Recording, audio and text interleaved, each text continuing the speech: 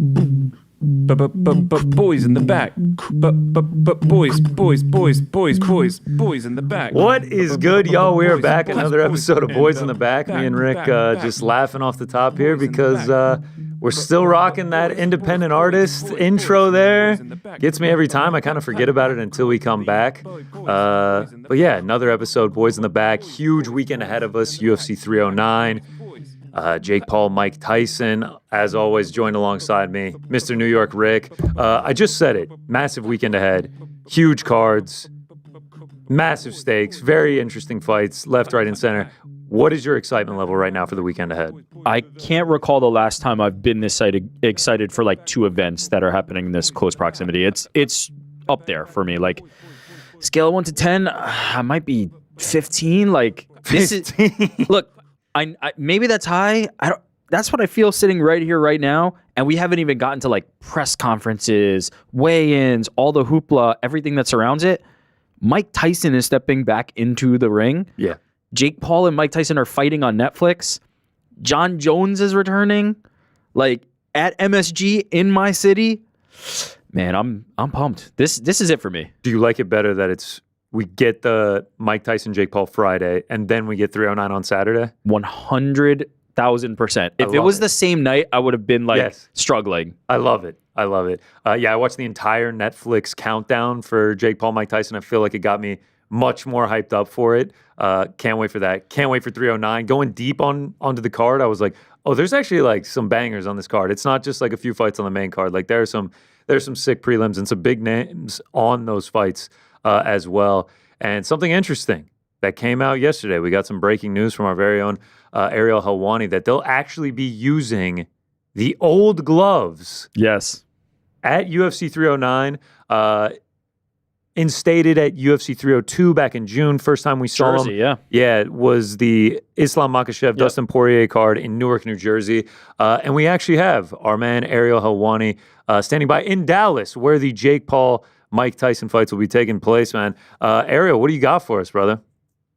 Hello, gents. How are you? Good to be back on the program.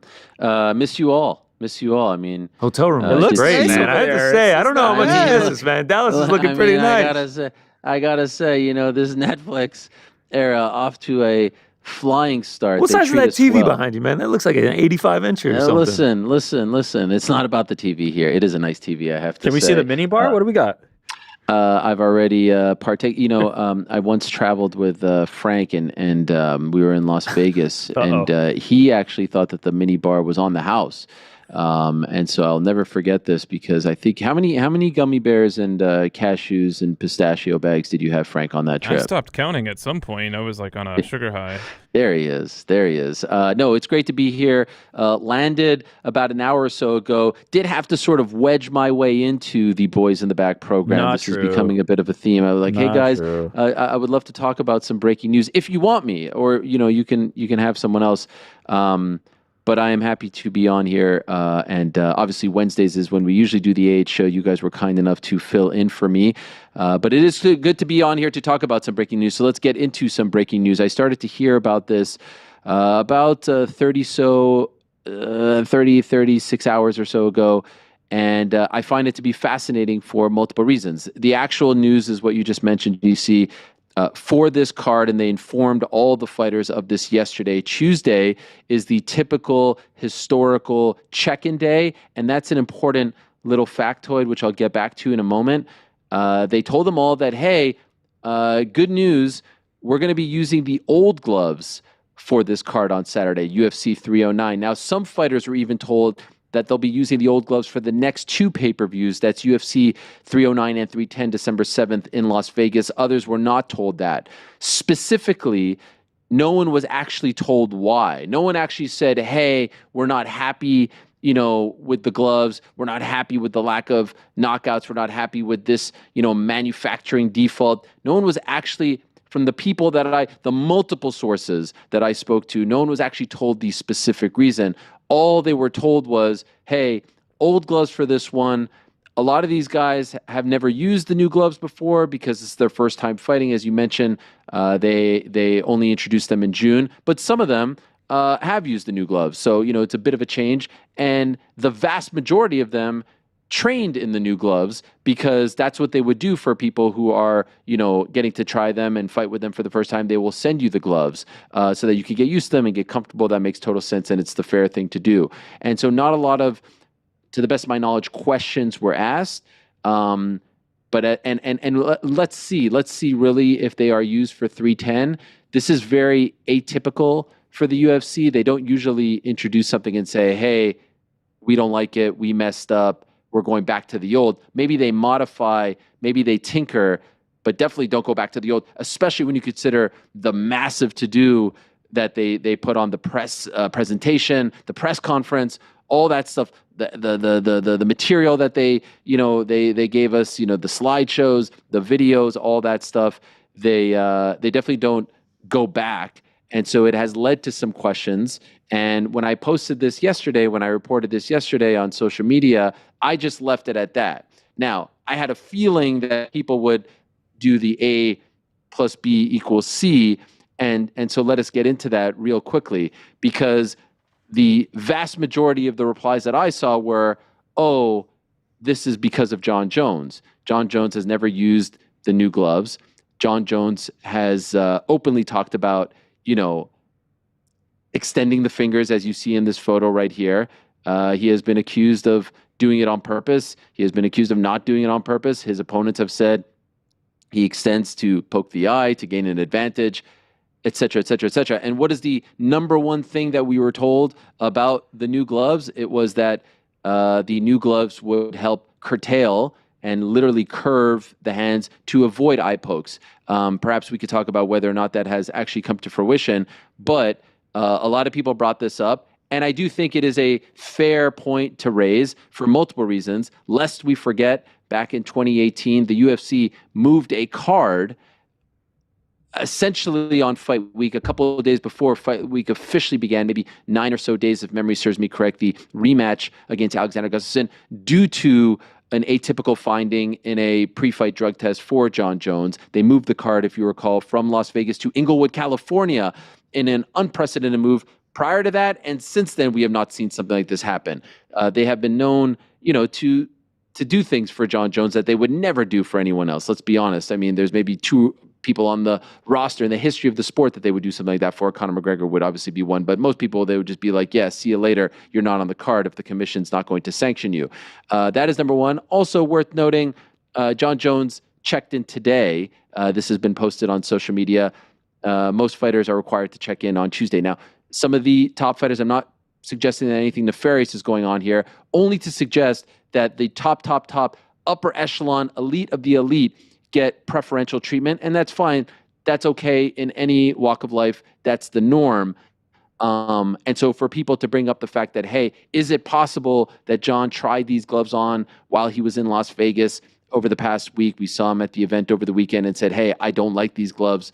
And I want the old gloves back for this massive fight. Is that a possibility? Well, hopefully someone asks that of Jon at Media Day today, and of the UFC perhaps at the press conference tomorrow if Dana White is there. I don't think that is an unfair question to ask.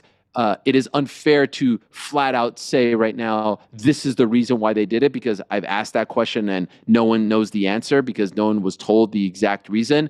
But you're not making a big leap if you're at least thinking out loud, oh, wow, they're bringing back the old gloves after introducing, the new gloves in June. And it just so happens to be on the first card featuring Jon Jones, who has been accused of poking people in the eye. And now all of a sudden on Fight Week, it is brought back. I can understand if a fighter like a Stipe would be annoyed about something like this, especially if you trained in the new gloves. But I could also understand every single fighter on the roster not making a stink about it, because ultimately, what are you going to do? That raises a lot of questions for me. So for the first, we mentioned the fighters training, but then wouldn't it make sense that Jon Jones had tried the gloves previously? The conspiracy theory at the moment, right? It seems like that's the thing that we are seeing circulating most on X and other social platforms, would lend itself to the idea that like Jon tried this glove and then they go and didn't like it, felt more comfortable in the old glove, and they are making this shift based on that. Maybe it was Stipe, maybe it was Jon, whatever the speculation would be. But wouldn't it stand to reason that they had known they were going to use this and tried it previously? Yeah, it's very possible, and that's why I hope someone asks him the question. Yeah. It's extremely possible, and that's why I don't think it's fair to flat out say they are doing it for this reason. I would love to know what the reason is. If they come out and say, "Hey, look, we're not happy with the gloves," even in my post on Instagram yesterday, there are a few fighters who weighed in. Song Yadong, Damon Jackson, I saw off the top of my head, seemingly happy about this news. But my understanding is they're not just getting rid of the new gloves. They're introducing or reintroducing the old gloves and then saying, maybe we'll use them for 310. Not sure about the events in between, the fight nights in between. And then unclear. It's all very unclear. This is all very... Thing that is super interesting is that there's photos and videos that have emerged today of the photo shoots going on in New York City, which they do with all the fighters. And we do have one particular video that is interesting in photos. These are courtesy of ESPN MMA and Getty Images. This is Stipe with the gold gloves. Now, the gold gloves were introduced when the new gloves were brought in. My understanding is this isn't the old gloves in gold coloring. Okay, that's what I was the gonna actual. ask. Yeah, it's the actual. So again, could that just be for a photo? Yeah, absolutely. But it also would suggest that maybe after this, if Stipe wins and there's photos of him holding the belt and whatnot with the gold gloves, they're just going to go back to it. Excuse me, because Jon Jones isn't fighting. It's all very up in the air. Yeah. No, it's an interesting scenario. I mean, that's what I'm most curious about is the permanence of it. Like, if they don't do it at 310, if they don't do it ever again, if it's just for 309, they bring back the old gloves, then it's highly suspicious, especially because Jon Jones, like you said, is essentially one of two fighters that can get their way on just about anything because of the prominence, him and Conor McGregor. So yeah, I guess we just have to wait and see, because it reminds me of do you guys remember when the NBA introduced the new ball, the new Spalding ball? Yeah. And when all was the that, players 2014?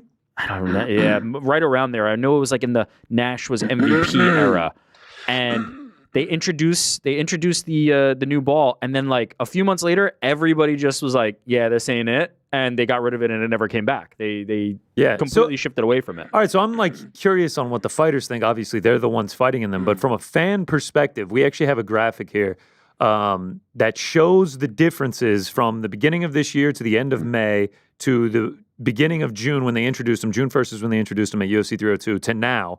There's essentially about the same amount of fights. Old gloves, 210, new gloves, 213. But if you look at these, the fans have complained about less knockouts, and there are statistics to back that up. In all but 3 weight classes, the KO rates are lower, some significantly lower. Welterweight is like off a cliff. Welterweight, heavyweight is down 19% as well. Yeah. Light heavyweight down almost 12%.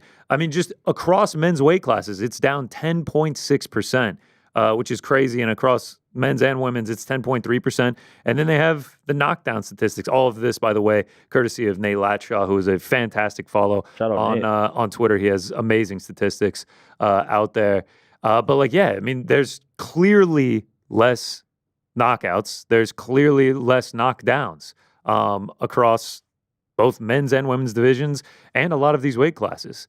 Weird that middleweight is up and flyweight is up, and then women's flyweight didn't change at all. It's just Alex Pereira. You just put Alex Pereira in the division, and so I mean, from a fan perspective, that is an incredible graphic, by the way. Shout out to that guy. Shout out to Nate well Latshaw, man. Fantastic follow on Twitter.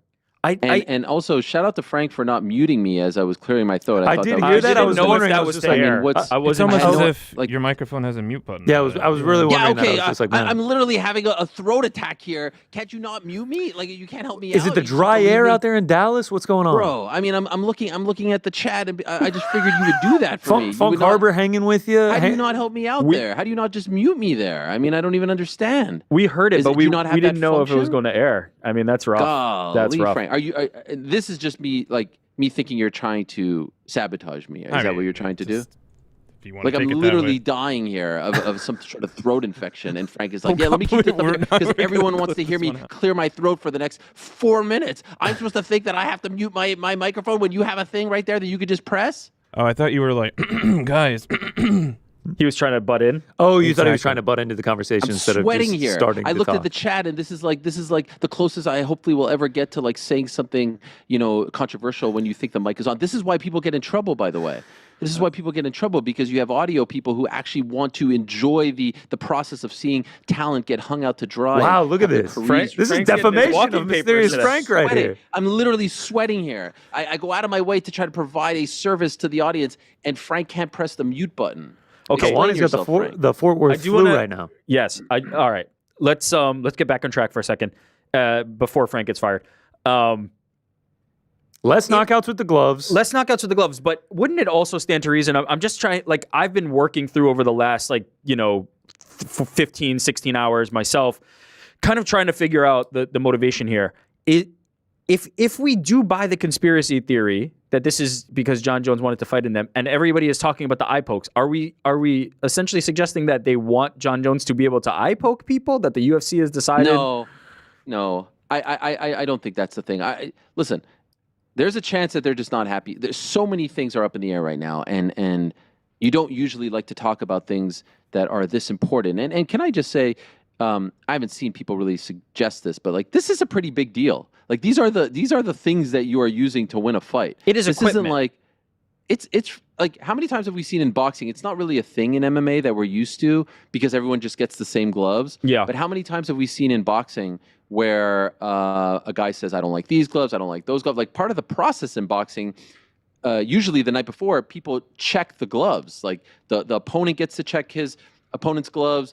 Team comes in. Like this is a really, really big deal, what you are using, especially when you're talking about, how thin they may be, 4-ounce gloves. I also saw Vanessa Demopoulos talk about this as well, that she thought that they are too thin and they don't protect the knuckles enough. So this is a really, really big deal. But as of right now, we don't know the exact reason for the switch. It just does lead to many questions. Is it possible that someone of great stature said, I don't like these, I'm not used to fighting in these, I have never fought in these before, this messes me up, I'm highly superstitious, I've trained with the old gloves X, Y, and Z? Yeah, absolutely. It's very possible. Is it possible that the UFC said, we've gotten a lot of complaints, we don't like them, we're going to tinker, we're going to revisit this in January? Yeah, that's possible too. I just think it's a massive development midweek, and you would be kidding yourself if you didn't at least raise the question considering one half of the main event. That's the key, and you pointed out midweek. If this was something they announced a month ago, certainly there'd be speculation on why this is happening. I think most people, if they did this a month ago, I think most people will be going toward the knockout rates. They'd be going, oh, the knockout rates are down. They're trying to juice the numbers and get them back to where they were. It's the timing of it. It's very bizarre that all of a sudden, to your point, a piece of equipment, a piece that is very vital to the fight itself and not just for aesthetic. In boxing, they're able to look at each other's gloves. You mentioned, right? The opposite corners are able to inspect the gloves of the fighter that they're facing. There is a whole process. There is a whole ritual around this. In MMA, it is not like that. And so it is critical, and it is bizarre that it is happening at this point in fight week. It plays perfectly into the conspiracy theories of Jon Jones wanted this because of how powerful he is within the organization, his history with eye pokes and everything. And it happens to be the card that he's fighting on that they make this announcement. But then also, to your point, would he have not have tried these on before at some point in training camp? Because there's just no way that he's just been training old gloves and then he's like, oh, wait, I forgot about the new gloves. Or maybe that is something that happened. I mean, it's all just conspiracy theory, and we just have to find out once we see, do they use them on 310? Do they start using the old gloves at fight nights? Is this just a way to reintroduce them? Ariel, you mentioned, speaking with some people, and I haven't seen anything on Twitter, but are any fighters that are fighting on 309, have they come out and complained, being like, damn, I trained with the new gloves my entire training camp, and now you guys are throwing a wrench in my plan? Certainly not publicly. I have not seen that.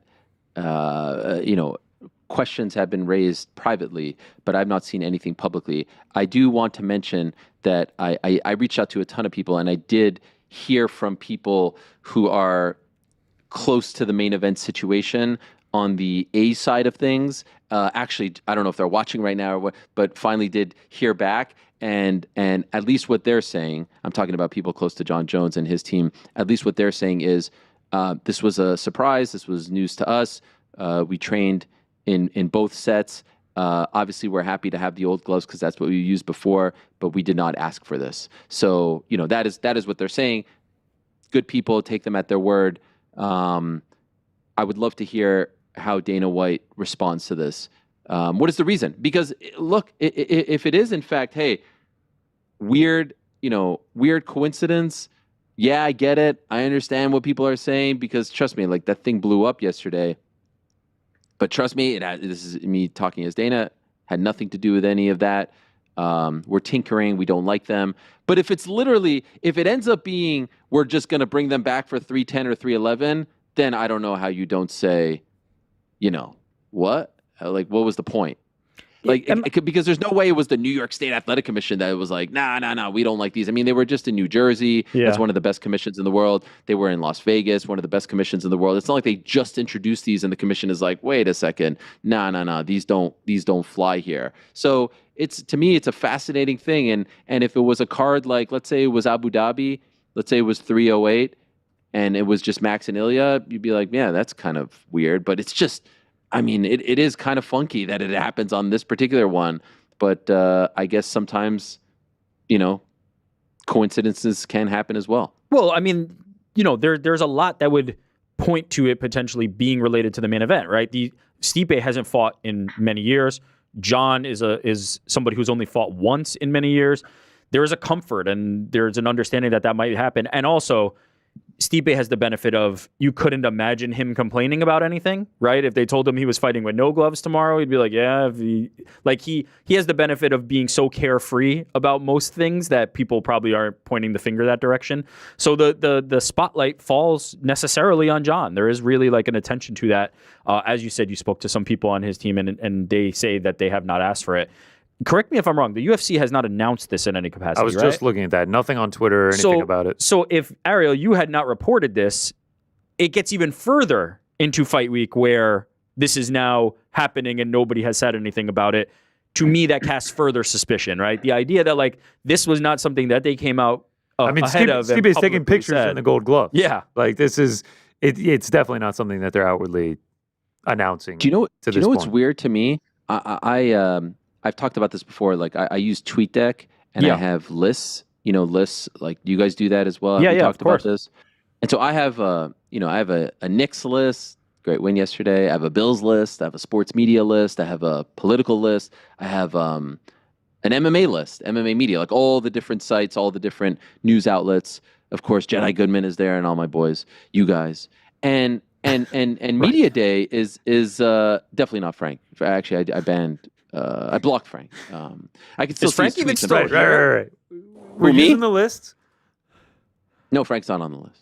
Actually, I noticed that Uncrowned is following like a bunch of us on Instagram, and they're following someone named Mysterious Frank, which is a cat.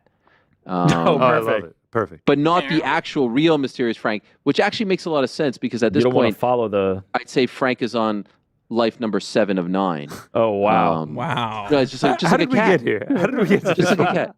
Okay, so we're in the MMA media list. You're in the MMA media list. Oh yes, of course. Sorry, I just went down the sabotage rabbit hole. And there's a bunch of fighters that have already spoken to the media, right? Like the media day is well underway, including Stipe. I don't see a single. Everyone clips things off. Yeah. I don't.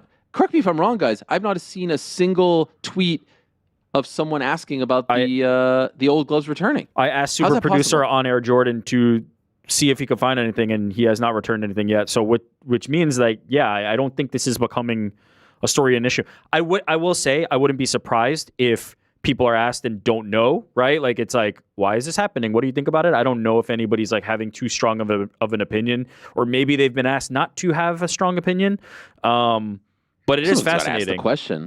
In reality, though, it's not for the fighters to really answer, right? Like the one we want to hear from is Dana White and or UFC, because it can't be Vanessa Demopoulos making these. Like we need to hear from somebody who actually has the decision. If I'm talking to Stipe Miocic right now, that's my first question. Yeah, were you? And Stipe has already talked to the media, and I have not seen the clip. I haven't seen the full thing, but I would think that that would be something clipped off. By the way, worth noting.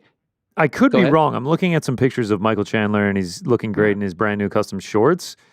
It looks like he's wearing the old gloves in the pictures.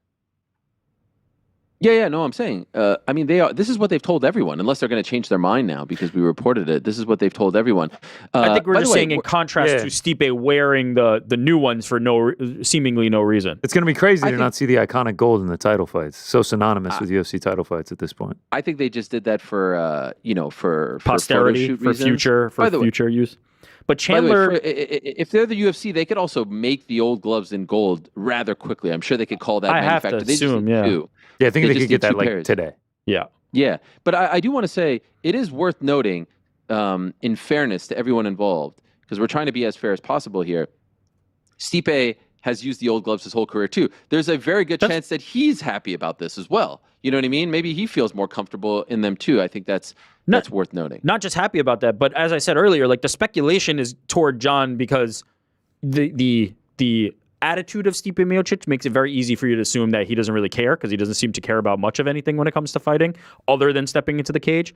And so it could be Stipe who wants them. It could be Jon. Like, we know nothing at this point. We have to have an answer from somebody. We have to wait and see. That's all we can do at this point. But it is the objective truth, the part that we do know that can be said now, is this is very bizarre and could not just be like, this is not something that if it was related to the knockout rate, they just go, you know what, this is something we decided not to announce until later into fight week of UFC 309, one of our hugest events of the year at MSG. It's just a bizarre thing to be happening at this point. 1,000%. 2 minutes ago, by the way, ESPN MMA posted a video of Jon with black gloves on and trying them out as he's checking in. He wouldn't do that if he's not using those gloves because they would be gold, right? If he's going to be, you're not wearing the black gloves. That's right. This is the new era. Do you guys think this is much ado about nothing, or do you agree that this is a massive deal? Am I tripping, or is this kind of a weird? But we're really getting deep in the weeds here. But is this not a weird caption? Jon Jones tried on a pair of black UFC gloves during UFC 309 media day. Yeah, everyone's talking What's the specification of the black? It's bizarre, man. Also, they're filming it from his. Oh no, there we go. I'm trying to freeze frame. MMA tweet? Yeah. Enhance. I'm trying to see if these are the old or the new. I can't tell. I don't think it's much ado about. Why would he be trying on black? Why would he be trying on black? I'm almost positive these are the old ones. I don't think it's much ado about nothing, but I don't think the actual fight.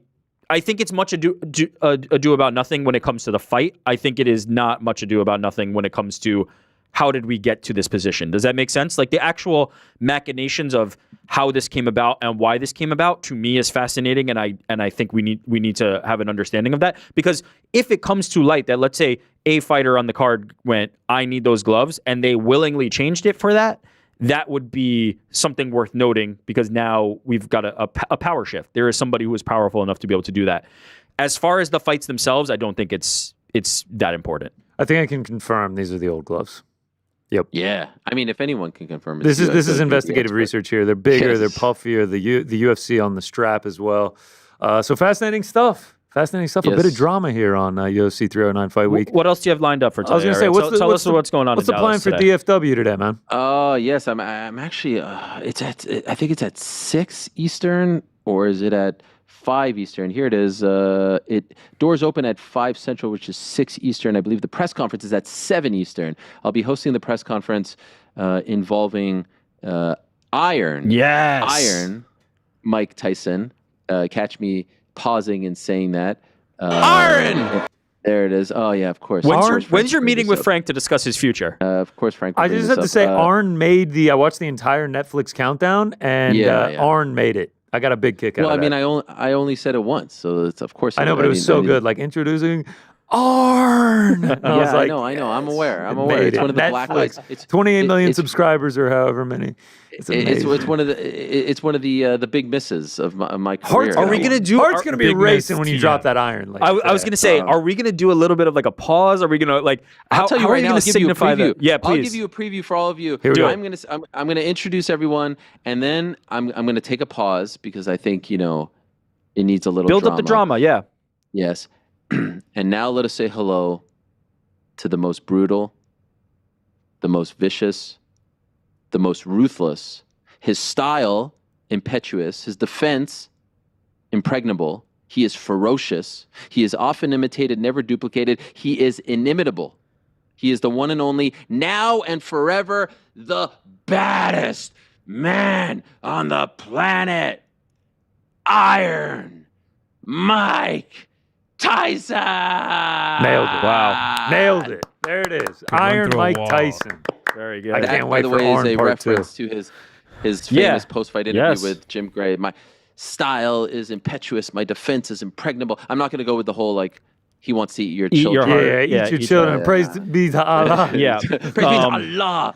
Alexander, he's no Alexander. I'm a conqueror. No, I'm not going to do all that, but I will that's tell a little you. preview. Just we're going to get into a preview of that fight later, obviously, but I'm getting a lot of texts, man. They feel like that guy is back. They feel like that guy who was in that ring giving that. The public is starting to feel like that version of Mike Tyson is back. So it's exciting times. That's the goal. That's the goal with the promotion. I have to say, the suit on the countdown, if you haven't watched it yet, Netflix, Mike Tyson, Jake Paul countdown. The suit was fantastic. Ariel, got to give you some credit Thank you. there. Looked great. Shout out to my Taylor Zahid for that one. And yeah, shout out to you guys. Have a great show. I will be watching. I will be listening. Please do give us a thumbs up in the chat. Thumbs Thank up you in to the everyone chat, who is baby. joining us on this lovely, lovely Wednesday. Subscribe, follow, download. Look at all the great things afterwards that we have been doing on the channel this week as we prepare for a massive, massive week. And Frank, offline, let's just chat a little bit after circle the back show. offline. Can you show us the mini bar before we go? Offline. All right, guys. Enjoy thank DFW, you so brother. much. And best of Yes, luck this thank you. weekend. Thank you, Much Ariel. love. Much love. Take care. Bye-bye. All right, so That's how much do we buy into the conspiracy theories? okay. It all lines up perfectly. We have the video of Jon Jones. Oh, we do? Trying on the gloves at media Okay. day. Let's this is go to that. courtesy of ESPN MMA. All right, look at it. So that I was really getting into conspiracies. They're on the left side. He's trying on the right glove. That's clearly an old glove. So like that's just the old glove. confirmed. Yep. It's black. He wouldn't be. I am with Ariel. He wouldn't be trying this thing on if it wasn't. No, he's the fighting. fight in he's this. gonna wear this weekend. Here's my But watch, thing. he On stands up and he looks real happy trying them on. At the end of the day, does it really make that big of a difference? I don't believe so. No, It just is very interesting that they're doing this. in my opinion, there's no way, and it sounds like Ariel spoke to John's team, and they said as much. There's no way he did not try on a pair of these gloves beforehand. No way. No chance. No way. There's not a chance. So, for it to be a situation where all of a sudden during fight week, it is his demand. I find it hard to believe. Yeah. Do I believe though that Jon Jones is important enough to the future of what is going to happen in this division, even if it's not including him? Right? They need him to be able to pass the baton a little bit. 1000%. They need him not to step away. They need him not to retire. And so maybe you play ball if it is a demand. I hate to speculate because it does seem like all the attention goes to Jon Jones wanted this. That's what everybody is saying right now. I have zero idea if that's actually truth or not.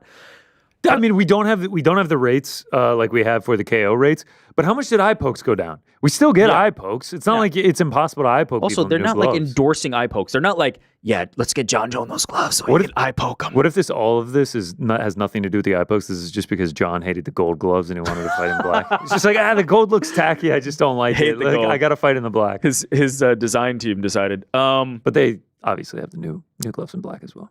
Do I have a problem if the main event wanted to decide which gloves to use for a card? Not really. Can you imagine? Not really. If the fight ends in DQ, Eye poke? no contest, eye poke. Okay, it should be stated, by the way, like Stipe Miocic viciously eye poked Daniel Cormier. Like I know. What I if know this is all Stipe? Stipe's making the calls. See, this is the thing. It feels like there's no chance, right? If with Jon Jones, we're kind of like spinning these conspiracies and we're like, it could be Jon Jones. With Stipe, it's like, nah. Nobody believes it would be No Stipe. shot. But he did, just for the record, like viciously eye poke Daniel Cormier to the point that like after the fight, Cormier was Stipe would fight him badly in damaged. I just don't buy the idea that this is related to eye pokes. I don't buy the idea that like on a whim they just decided this. Maybe somebody made a request and there was an opportunity to go, you know what, these gloves, the assessment of the knockouts, maybe this is time.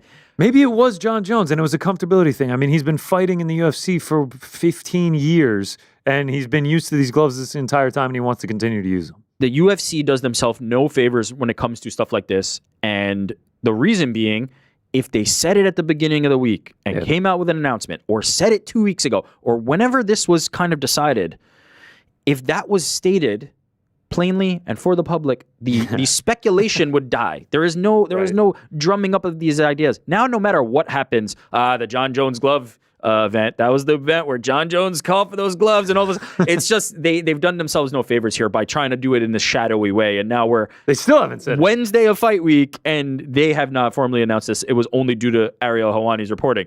And so it's a bizarre situation, man. But as I said when we had Ariel, I don't think this matters at all for the fight itself. I truly don't. I 1,000% agree with you. I just think it's kind of fun to play into conspiracy theories, and it's all just very interesting how it happens. And I just love the caption of the ESPN MMA video. Jon Jones tries on a pair of black UFC gloves during the UFC 309. It's just like, yeah, dude, we can all see them. Also, like, that's what everybody does. Like, yeah, of course. It's never stated that plainly. And he's checking in a day late and everything. Either way, all we can do is just wait and see. Are they going to use them at 310? Are they going to use them at 311? Do they start putting them in on Fight Night's Apex events? And it actually is because, the fans are complaining and the fighters are complaining and they want to just go back to the old way of things. Feels like it would be a tough pill for the UFC to swallow because, like Ariel mentioned, the press conference and everything they did and all the new colorways and everything like that they manufactured. Yeah, but think about the example I brought up with the NBA.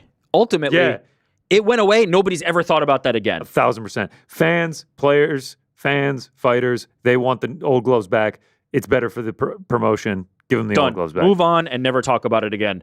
But I do feel like this is going to now hang over this event until we hear. Look, to Ariel's point, if Dana White gets up there and is like, I've heard the speculation, I've heard everything everybody's been talking about. We're bending to Jon Jones' will. It's Jon Jones. Had nothing to do with Jon Jones. It was me. I decided it. Yeah. I decided after somebody brought me a piece of paper that had these knockout rates, and I went, this is not the product that I want. I decided to change the gloves right now, right here. Done. That's it. That's all you need to say. Nobody will ask further. Now, will they believe them? Will they believe that? Maybe not, but ultimately that will end all the speculation around it, and that's all we need to have is one clear final answer. Why did this happen? Add it to the laundry list of things hanging over this fight. What happens afterward? Yeah. Stipe hasn't fought in forever. Why is this fight happening? Jon Jones hasn't fought in 18 months. Everything like that. All these things that hang over the UFC Heavyweight Championship that takes place at Madison Square Garden on Saturday night. But let's get into the fight itself. Yes, let's talk please. about Jon Jones versus Stipe Miocic. We're seeing Stipe Miocic for the first time since March 2021, where he got viciously knocked out by Francis Ngannou. How locked in were you on MMA in 2021? I was watching most events at that point. Okay. My fandom really began when I started at ESPN and they gave me a free ESPN This was account. right before, right? This is the summer? I started in 2018 at ESPN. Oh, at ESPN. Yes. ESPN. When I started on the MMA Hour is when I started watching every single fight religiously. 2018, though, is when I really started paying more attention. I obviously was around for the Conor era, yada, yada, yada.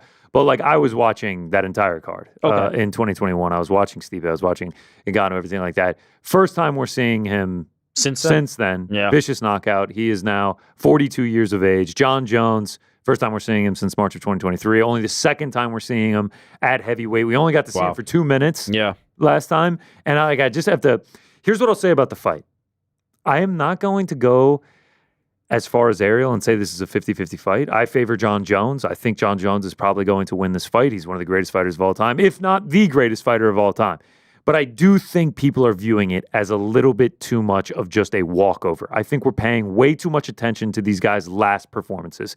If you go back and watch the Stipe fight, obviously the images and everything left in your head for the last 3.5 years, it sears into your brain like, man, he got viciously knocked out, dude. He's only gotten older. He's almost 42 years old, or he is 42 years old at this point. And then Jon Jones, it's like heavyweight debut, done like that, just dusted Cyril Gane. Cyril Gane, by the way, one of the biggest letdown championship performances of all time. If you just go back and watch it, it's just like, man, that's really how he got finished? He just got pushed up against the cage and got guillotined. Yep. So we really don't know a ton about what Jon Jones looks like at heavyweight. Go back to the performances before that. Jon Jones, the Dominic Reyes fight, a lot of people thought Dominic Reyes won that fight. Split decision with Thiago Santos. Decision win over Anthony Smith. Stipe Miocic, obviously the trilogy with Daniel Cormier. He wins 2 of those 3. He is arguably the greatest heavyweight of all time. I just think we're paying too much attention to the last 2 performances. What's next for Jon Jones? Is he going to fight Tom Aspinall? This is just such a walkover. I think it is going to be more competitive than not only people think, but also the line indicates as well. I think Stipe Miocic is much more live in this fight than people are giving him credit for. That plays perfectly into what I was going to ask you, which is, do you think, and I know the answer based on how you've set this up, do you think that the hype around the fight has overshadowed the fight itself? And there's no doubt, right? And the hype is outside things. It's what happens next. It's not even the fight. Did Jon Jones want new gloves so he could eye poke people? Like, why is this fight even happening? He's ducking the interim heavyweight champion. He's going for Alex Pereira. Like, all these things just hanging around it. And I feel like it's just so written in stone that Jon Jones is going to win. And it's just like, what's next after he obliterates Stipe Miocic? That I feel like people just like, I could just see it now. Like, we're 2 rounds into it, and it's just like, oh, this is like kind of competitive right now. Like, this is pretty close at this point. You only have to look to Jon Jones' last performance, where the questions that are surrounding Stipe, he's been off for so long, his last performance wasn't a great one, how's he going to look coming in here, coming back at his age? This is literally the story that was happening around Jon Jones and coming into the Ciryl Gane fight.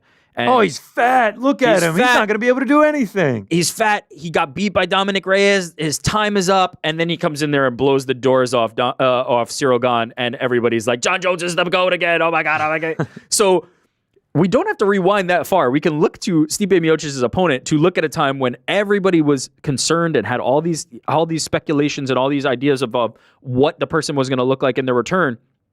Stipe could come in there and look as good as Jon did in that fight against Ciryl Gane. We don't know that, but I'm with you that I feel like Stipe is being. Look at that picture. Just like, what an insane finish. He's just like sitting against the cage and Jon just like guillotines him. Here's the thing, though.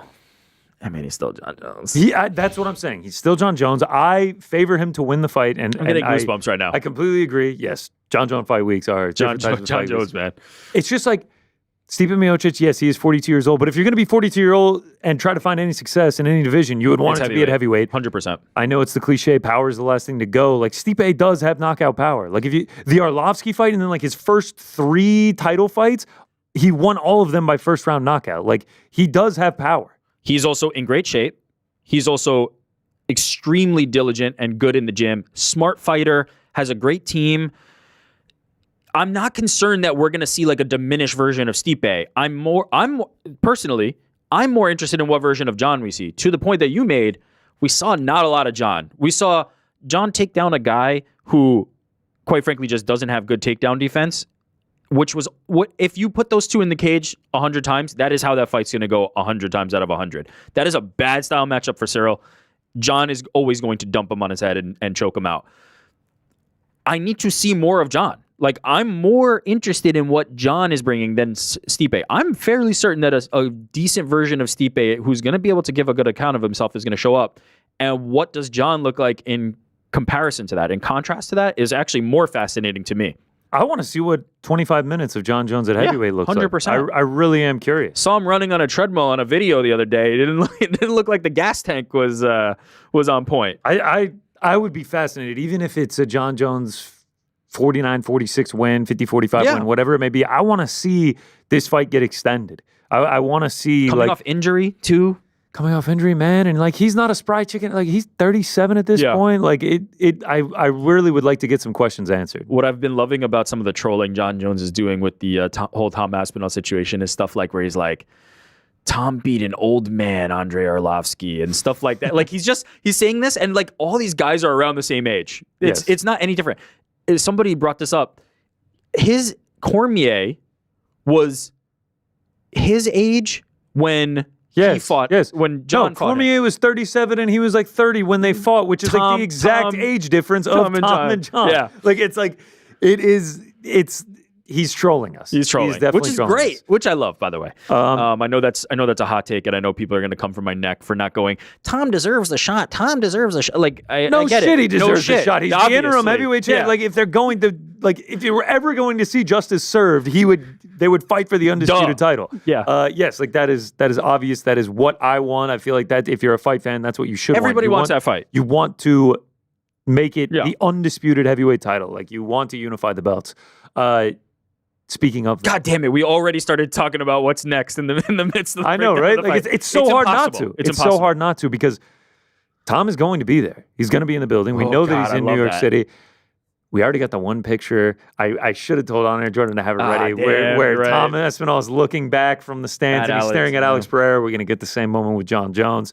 Do they bring Tom Aspinall? I don't think they bring him. Do they even mention Tom Aspinall? Oh, they'll mention Tom because he is still the interim champion, and I think that is a fight that the UFC will want. I also think Rogan is smart enough to be like, yo, brother, Tommy's sitting right there. What do you have to say to him? 100%. And this is all if he wins. We've seen that before. We've seen this person's cage side. Do you have a message for them? They don't always come into the cage. I don't think they'll bring him into the cage because what you don't want to do, and we've seen this before, we've seen this with DC and Brock Lesnar, you don't want to bring him into the cage and then not have the fight happen. That's the last thing you want. Yeah. You don't want to set this up and set that expectation. The UFC is going to deliver Tom Aspinall versus Jon Jones or Stipe. We should not count out Stipe Miocic. And bring him into the cage and then not deliver that fight. So I think they will probably not have him come into the cage because of the uncertainty around Jon Jones and Stipe. Are they going to continue? Are they not? He's made it very clear he is not thinking about Tom Aspinall. Again, I think he's driving the price up. He's trolling. Like, come on, pay attention, people. But I don't think they'll do it. If they do it, good on them. But I do think that sets an expectation that maybe they don't want to. All right. 2 outcomes that I want. Yes. If Jon Jones wins the fight, especially if he wins like in dominant fashion. Yeah. He gets on the mic. He looks at Tom. They bring up Tom. He looks over at Tom and he's just like, do you have anything to say to Tom Aspinall? And he's just like, Tom, do you have Alex Pereira's number? And he just like keeps trolling us and like he just knows selling it. Or on the flip side of that, he's just like, all right, Tom, young buck, you want your shot at the GOAT? You can have it. And like he finally acknowledges Tom Aspinall. He just breaks the facade and just goes, just breaks it off. Let's do it. Yeah. You've seen what I'm capable of. You really want to be the GOAT. You got to come through the GOAT. You want the undisputed belt. You got to come through me. Come on, Tom. I'll finally give you a shot. That would send me like into orbit. Like my head would pop off my shoulders. I would be levitating above. Like we'll be sitting here, by the way. Yeah. You can watch the watch party. Saturday night, UFC 309 watch party. We'll be right here in comfier chairs. I would start floating if that happened. The only way I think that would happen is if he got a finish like that and the adrenaline just took over his body, that he was not in his right mind. In his logical brain, Jon knows that there will be more anticipation by him continuing to deny Tom and kind of take these pot shots and do this, and then maybe just not even fight him, like kind of set that expectation that he's not going to. But the competitor, the Jon Jones, who is a conqueror, who has never lost in MMA, all due respect to Matt Hamill, 12 to 6 elbows no longer illegal. That guy might take over, and all of a sudden that adrenaline might be flowing, and he just looks down the barrel of that camera, or straight cage side to Tom Aspinall and goes, or he says, Tom, it's your shot, big man. Get your ass in here. You want to face off? You got your face off. If that happens. And then Tom comes in, and then the first thing Tom does is just slowly reach the hand up to put it on Jon Jones' shoulder. That would be one of the biggest fights you can make. It does make me wonder, though. Wonder what? Is there a bigger fight you could make? And is that fight Alex Pereira versus Jon Jones? All right, so it's amazing. I mean, we're just in sync with each other right now because, there it is. Look at this, John. On air, Jordan producing his ass off. I am currently looking at Alex Pereira's story because I want an update on where he is. Shama, my brother, let's make them wait. BMF belt. Jon said, This is from Alex Pereira, by the way. That's from Alex Pereira's Instagram story. He said, Jon Jones said, I'd rather fight Alex. Forget the heavyweight title. We don't need to fight for that. I don't need to put the belt on the line. Let's put the BMF title on the line, and we'll do that. And now Alex Pereira is saying, let's make them wait. I am looking into the story to see where he's up to. Alex Pereira just doing Alex Pereira things. He's rocking just a blue suit where he's just rocking the vest with nothing underneath, getting on some sort of boat, a bunch of beautiful women, the UFC belt on the table. He lives a good life, huh? Polino Cruz. I mean, he's chilling on a yacht right now. I don't think this is the East River either. This looks somewhere tropical. He's with all the women, both the belts. Now he's I can't tell where he's at. It's something sponsored, Aviator Scribe. This is definitely not New York, but maybe he catches a flight on the PJ tomorrow and he's sitting floor seats at MSG. And instead, Jon Jones goes, it's actually you. There he is. Alex Pereira, come in. See, now this is something. Man. That is unequivocally, all right, justice be served. Yeah. Tom Aspinall gets the fight for the undisputed title. You unify the belts. That is a monster fight. Everyone wants to see it. That is quote unquote. Shout out to Frankie. Good timing on that. our That guy. is what's deserved, right? That is what is in the deserved. sport we use the That quotes is on. what should happen. But it is an undeniable fact that Jon Jones versus Alex Pereira at heavyweight is such a monster, mega, super fight that I'm cool with that happening as well.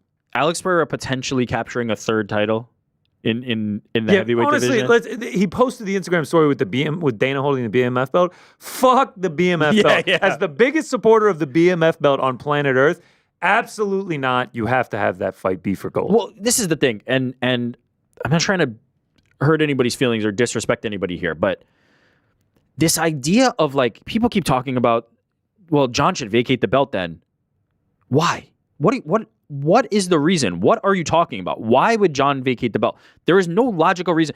I know we have this idea that like everybody's supposed to do what is right. We're supposed to do the right thing, and Jon's supposed to vacate the belt so the division.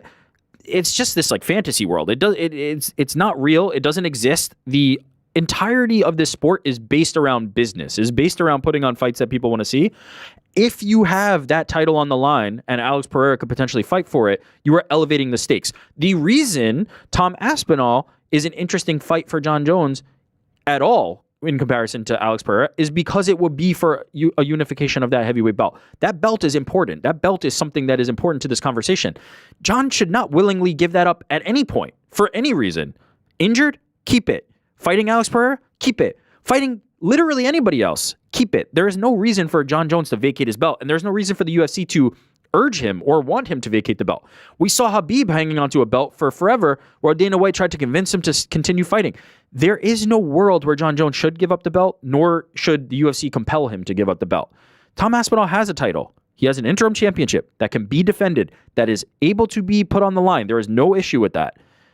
Jon Jones versus Alex Pereira should be for a heavyweight title if Alex Pereira is going to move up to heavyweight.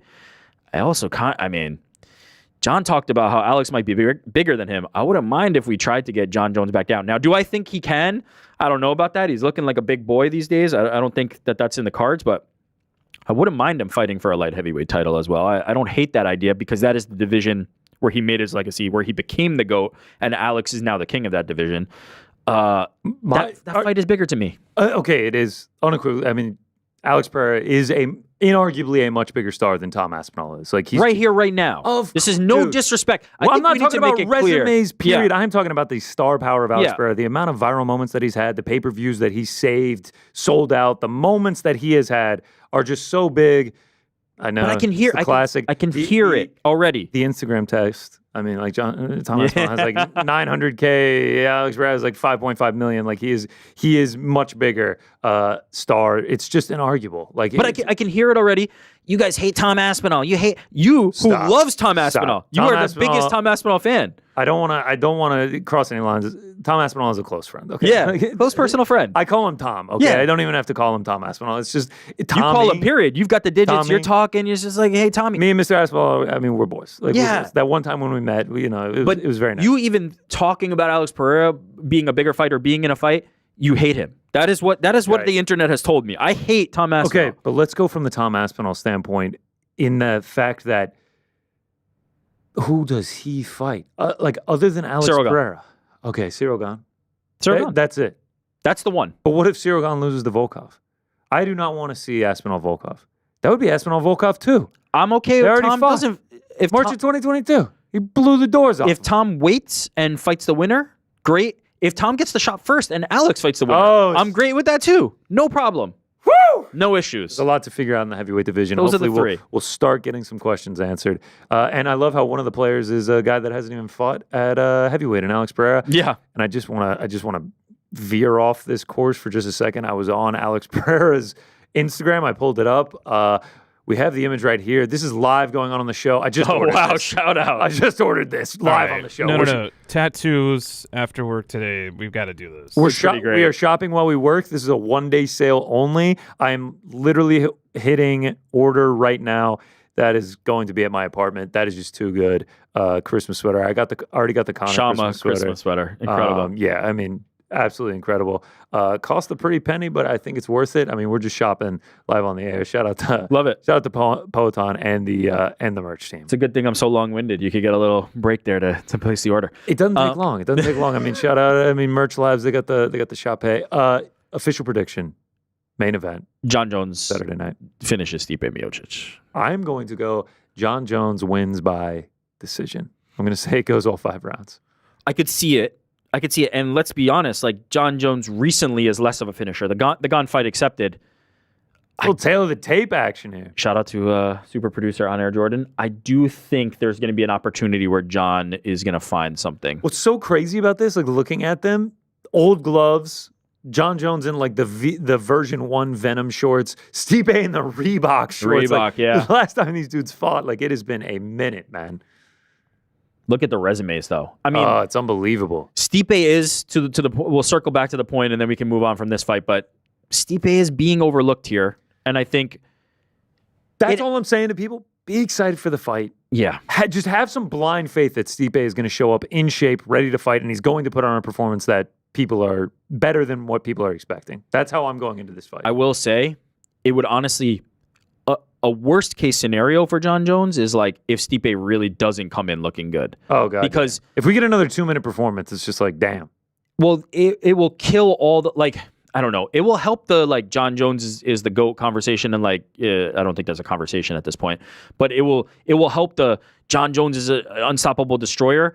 But it would really kind of hurt the idea that like Jon Jones versus Tom Aspinall is gonna be the fight that we were all wanting, because I do want to see Jon tested a little bit. I do actually want to see like Jon in a spot where it's like he can't just steamroll Stipe in the way that he did Gon. I want to see a fight. I want to see Jon Jones at heavyweight. I feel like I'm finally a fight fan in that I want to see the fight go long. If it ends in the first round, I'm going to be like, damn, I wanted to see more of Jon Jones. I want to see more because I want to know. This is what I'm certain of. Tom Aspinall is either the first or second best heavyweight on the planet right now. He's one of the top 3 heavyweights on the planet right now. The other parts of the conversation, Jon Jones, Francis Ngannou. That is the conversation. I'm certain about Tom. I'm very certain he's in that mix. Jon, I'm not 100% certain. I think so, but I need to know. Francis, I'm pretty sure too. Now, granted, I don't think Renan Ferreira is the measuring stick, but there's nothing to make me believe that Francis isn't still the guy. And in fact, he's adding wrestling to his game in a way that he hadn't, and that makes it more dangerous. I'm fairly certain about Francis. I'm certain about Francis. And I'm very certain about Tom. I really want to know more about Jon. I really want to know more. Hopefully we're going to find out on Saturday. I got your official prediction for the fight. What is your prediction for what happens next? Here, I'll tell you what I think happens, and I'll tell you what I want to happen. I think Jon Jones will fight Alex Pereira, because I think that's a fight that if you're going to pay Jon Jones the money that is required for him to not retire, you need a fight that is commensurate with that, and Alex Pereira is the name that comes to mind for me. I think Tom versus Jon is a mega fight. If Jon calls out Tom in the cage the way you said, that fight elevates to a different level, and I think it'll be worth the money. I think both of them are worth the money, but to the UFC, they are making an economic decision.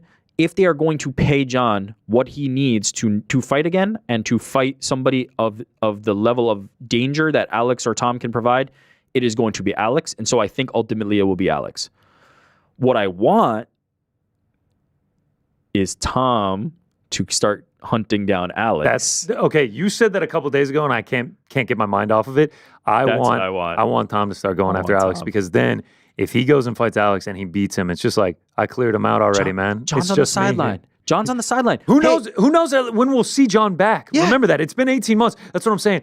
Tommy fights Alex, and let's say he beats him, and it's just like, hey, don't even worry about it, Jon. I already cleared him out for you. I got him. It's all good. I did it. I already took care of it. So now it's just me. That's the only thing. Hey, Jon, you got any people on your hit list? Name them. I'll take them out. I'll take every single one of them out. You relax. Kick your feet up, Johnny. Take here. a vacation. I'll take out Alex Pereira. I'll get a massive payday. I'll get that rise in star power. I'll have that superstar moment for the UFC. Now it's just me waiting. That's what I want. Jon's like, He didn't beat Gon. Tom goes in there, blows the doors off Gon. 30 seconds. Who's next? Give me another one, John. Just keep feeding them to me. Just stays active. Keeps that the shortest average fight time. That's my best. That's what I want. Best case scenario. That's what I want. And then I want the winner to fight John. So I want Alex and Tom next. This is what I want, not what I think will happen. I want Alex and Tom, and I want Tom to say, I am going to eliminate all options for Jon Jones. Nobody else can be in this fight except me. Fight him and then fight the winner. Last thing I'll say on this fight, prediction for what happens if Stipe shocks the world. Oh, boy.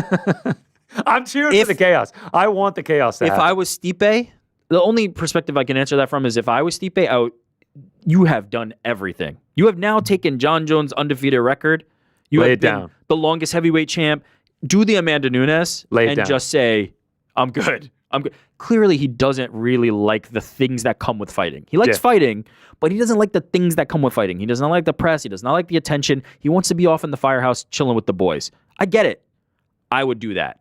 I've submitted the best UFC heavyweight resume, potentially the best MMA heavyweight resume. I'm in a GOAT conversation at heavyweight, maybe even a GOAT conversation period. I've taken Jon Jones' undefeated record. I'm good, man. I'm walking. Whew, what a Monday. 42, just gone. What a Monday back at the firehouse if he beats Jon Jones. What's up, boys?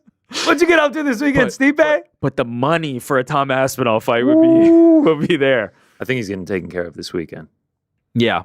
I think he's probably getting paid pretty handsomely. I'm sure he is. Headline against Jon Jones. I don't think that's a small payday, but I can't wait. The more that we've talked about it, like the actual fight and all the implications, like I am now incredibly excited. I'm excited about the fight itself. Totally. Let's go to the co-main event. Impossible to not be excited for this one. Impossible to not be excited for this one. Charles Oliveria, Michael Chandler. We get a rematch from a insane title fight that happened back in 2021 as well. Was the most useless, just like marketing tactic the UFC has ever done was announce this was going to be 5 rounds. Because this is not going 5 rounds. This is like, good point. I'm going to say it, put the curse on me if this thing is a boring 5-round decision, which there is, it just ain't happening. You can put it on me. I will take the blame for this one. Michael Chandler, 4 of 5 UFC fights have not gone to a decision. Oh yeah, the one that did the Justin Gaethje fight, which was just an all-out war fight of the year. Charles Oliveira, 28 of 32 UFC fights have not gone to a decision. He is literally the king of chaos. If Charles Oliveira is fighting, I will be betting on the under of that fight. We'll get into our bets later, but that is how this works. Oh, Charles Oliveira is fighting? Sweet, I get to bet an under. Yeah, I mean, this is just like, I can't wait for this one. It's just 2 guys that are just like, yeah, I'm about it. I'm about having an insane war. Like, I come to fight. I do not come to point fight and win decisions and like, I'm worried about this, I'm worried about that. I come to enforce my game plan, enforce my will onto you, and to finish the fight and win the fight. You have set this up perfectly. I don't have much to add. I love the style of this fight because you know that Michael Chandler is going to be coming forward and want to make it dirty. He's going to want to wrestle. He's going to want to dirty box. He's going to want to keep it close. Fish hooks, maybe? Yeah. That's Dustin. And you know that Charles is also these days, like this version of Charles that we get every time is looking for that same fight. He is the one wanting to press forward. It's one of those car crashes that we just can't avoid. And it's one of those fights that like we already saw this fight and it was nuts. It was legitimately nuts. Michael Chandler had a championship in his hands. Like it was sitting there for him to just hold that championship. He talked about it when he sat in this chair on Monday. He was just like, I was this close. I was waiting for the ref to pull it off, and I was going to be UFC. He was bouncing. He was going to call it off. He said, if he touched me, I became UFC lightweight champion. Yeah. Everything changes. Oh, it's all so different. We were that close. That's how insane of a fight it was. And then Charles Oliveira comes back second round, gets the finish himself. Like, styles make fights. The style of this fight is a car crash. It's a perfect matchup. It's incredible. Implications on the lightweight title. Obviously, we're going to get Arman and Islam in January. How good a fight this is? You know how good a fight this is? You don't care about the stakes? No. Well, that too. We're not even talking about Conor McGregor.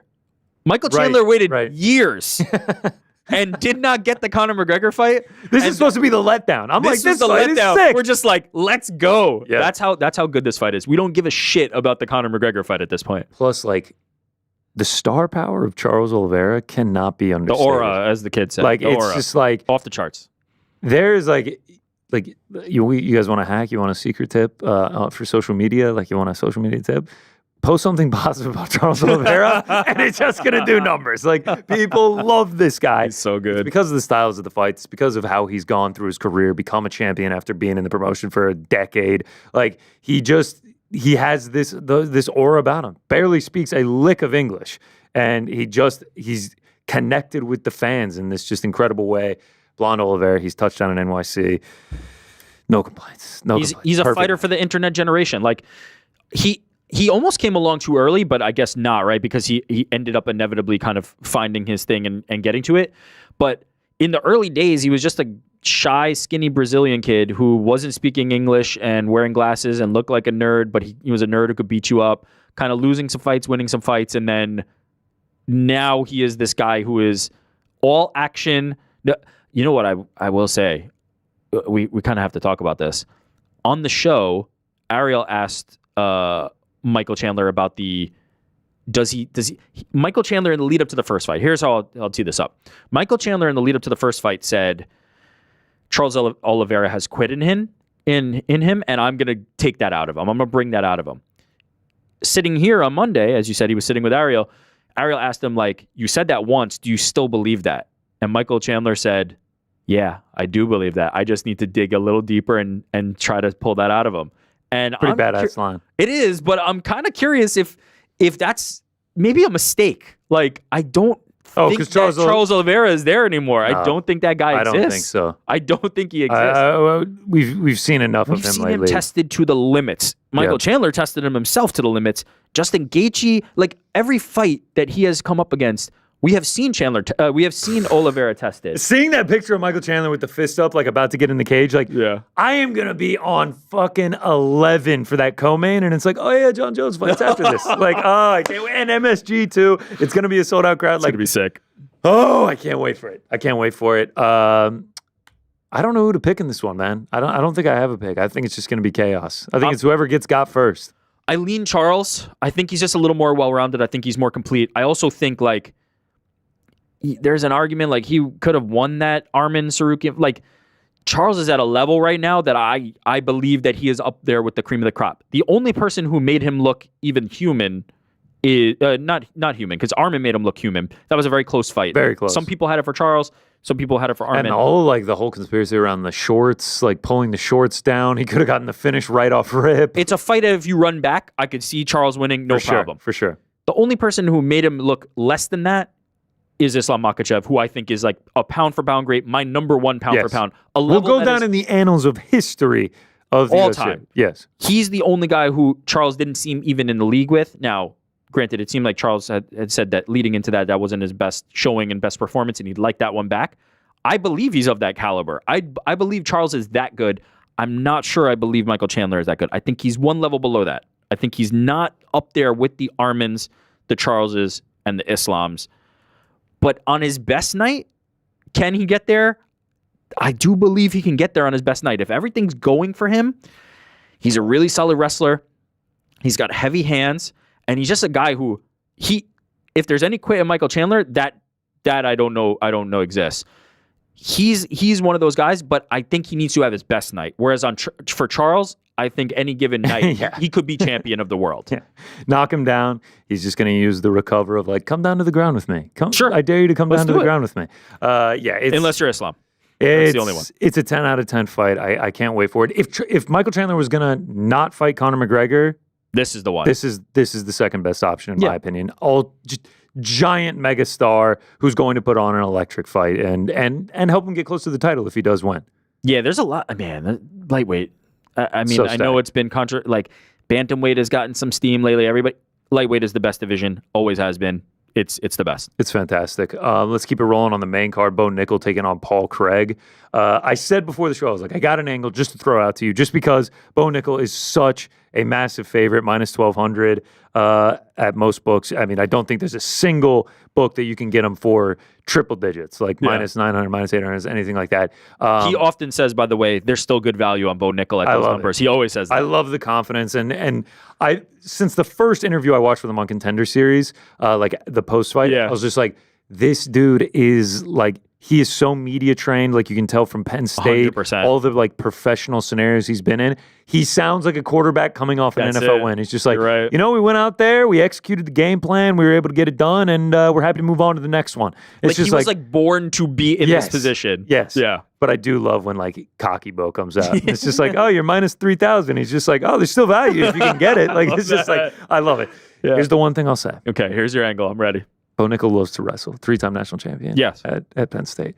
Paul Craig, not only does he love to go to the ground, he will completely fuck his game plan to try and get it to the ground. Like the Volkan Ozdemir fight, it was just like, please, Volkan, come to the ground with me. I mean, if it ends up there, wins over Jamal Hill, took Magomed Ankalaev's like if it goes to the ground, like Paul Craig is not the guy you want to be down there with. Do I think he's going to win? No, but I'm just You're saying that Bo Nickel could potentially put himself into a dangerous position. Dicey. This is the guy you don't want to be down there with. Am I going too far saying like Cody Brundage had like a bit of success? Like, yeah, in my opinion, you are. I just can't see it. Here's the thing. Bo Nickel has a really big advantage right now beyond just being a physical freak and having a wrestling pedigree that like nearly nobody in the sport of MMA can match. His big advantage is you really don't know a lot about Bo. You don't really know. He's not a finished product. You don't really know a lot about what Bo's going to be. The advancements that he's able to make between fights is what's going to carry him to then one day potentially be a champion. This is where you see the championship the championship caliber fighters be made. It's in these fights where you see the advancements between. Because the level of competition, if you took Bo Nickel at the very start of his MMA career and put him in there with Paul Craig, he'd probably win and he'd probably be a favorite. But what's different about 6-0 Bo Nickel versus 0-0 Bo Nickel is he's had time between these fights to advance. And so what you're looking for is when Bo Nickel shows up, what's the new part of his game? What's the new thing we're starting to see? What's the refinement of the techniques that he's already used that we're now able to see him showcase against Paul Craig? I believe that he's going to be really effing good when he steps in there, and I don't think Paul Craig is I agree with you. That. I'm really just trying to play devil's advocate of just like, maybe there's something there. I think Bo Nickel is going to win. I think he's going to win handedly, probably by finish. Paul Craig doesn't have success on the ground, and Bo Nickel ends up finishing him down there. Would you be surprised to see Bo Nickel try to make this a striking fight? No, I wouldn't. Because I think that's a really viable path. Be like, I'm improving in the striking. I know that you're dangerous on the ground. Hands. He is a intelligent fighter, and I can actually really appreciate what you said of like, not only is he making these improvements, he talks about like he is making these improvements. He's aware. He talked on when he was on the show on Monday. He's just like, Hamzat's ahead of me. I can recognize that, but I'm going to catch up to him. Yeah. I'm going to get there. I'm making strides. I'm making improvements every time I step in the gym, every time I step in the octagon. So I am excited to watch him fight again. I want to see these progressions. And he's talking about like, all right, I'm going to beat Paul Craig. And then we can start talking about ranked fights. And then we can start talking about a couple there. And then I'm in the title shot. He knows these progressions that he has to go to. He knows that like he still has improvements that he has to make before he can get there. He's not just like, I'm ready for the title shot now. Put me in. So I'm very excited to watch him fight a guy that has had championship pedigree in his life before this at the highest level, 3-time national champion. I'm excited to see what he has to offer us, what progressions have been made. So I would love to see him go for striking. Yeah, I just think we've seen enough that I think he will have the advantage there. And I wouldn't be surprised if he keeps it there. Now, if there's an opportunity where he just sees a custom-made double leg that he could just... Paul Craig's like, double leg me, bro. Take me down. Yeah, it might be too much to avoid. I think we will see more of Bo Nickel's complete game, and I think he just has an advantage everywhere. Even look, let's call it what it is. He has to know that the way he loses his fight is Paul Craig submitting him. So he's probably prepared for that in a way that few can drill in the way that he drills. To be totally honest, I feel like, your game planning as Bo Nickel is just like, let's just not get subbed. Don't get subbed. We're probably going to win this fight if we don't get subbed. Don't get subbed. I mentioned Jamal Hill. That obviously was different. That was first round, broke his arm. But like Magomed Ankalaev, he's took his O. Magomed Ankalaev doesn't get subbed. He wins that fight and he's still undefeated. The way that some of these guys who are the top of the top submission artists, and I consider Craig like a very good submission guy. I mean, the resume speaks for itself. The thing that happens to a lot of the fighters in these scenarios is not that they don't know that like Paul Craig is dangerous there. Everybody knows that. The book is out on Paul Craig. Like, this is not Bo Nickel. We know Paul Craig. You get too comfortable. Bo Nickel can get too comfortable and feel like he's in a position where he's like, I've been in this position 10,000 times. I've been here before. I'm safe. And you've not been in there with the guy as good at that position as Paul Craig, and you feel too comfortable, and then it plays out in slow motion. You just see it happening.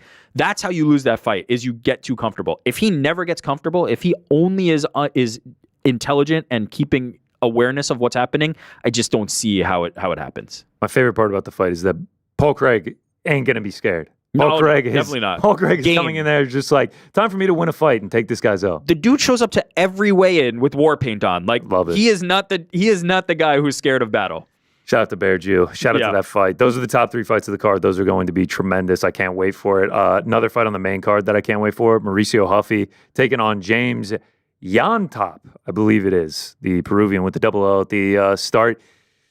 The biggest reason I'm excited for this one, you get another like minus 1,000 favorite. Huffy is a giant favorite. But it was short notice, right? Yontop is filling in for somebody, yes, right? Didn't he I lose believe, a fight? Let me tell you exactly who Huffy was supposed to fight. I want to say Lucas Almeida, or maybe that's another person that's coming in on short notice. Huffy was supposed to fight Charlie Campbell. That's right. Okay. Yeah, another New York guy. The Cannibal. Shout out. That would have been a sick fight. Oh, my God. Yeah. We lost that? Man. That would have been sick. That would have been a badass fight. My mistake, Huffy going at minus 800 right now. Anyway, the main reason I'm excited for this, coming off the Prates main event last week, can the Fighting Nerds just keep it going? Between the 4 males, you got Huffy, who's 1-0, going for 2-0 this year.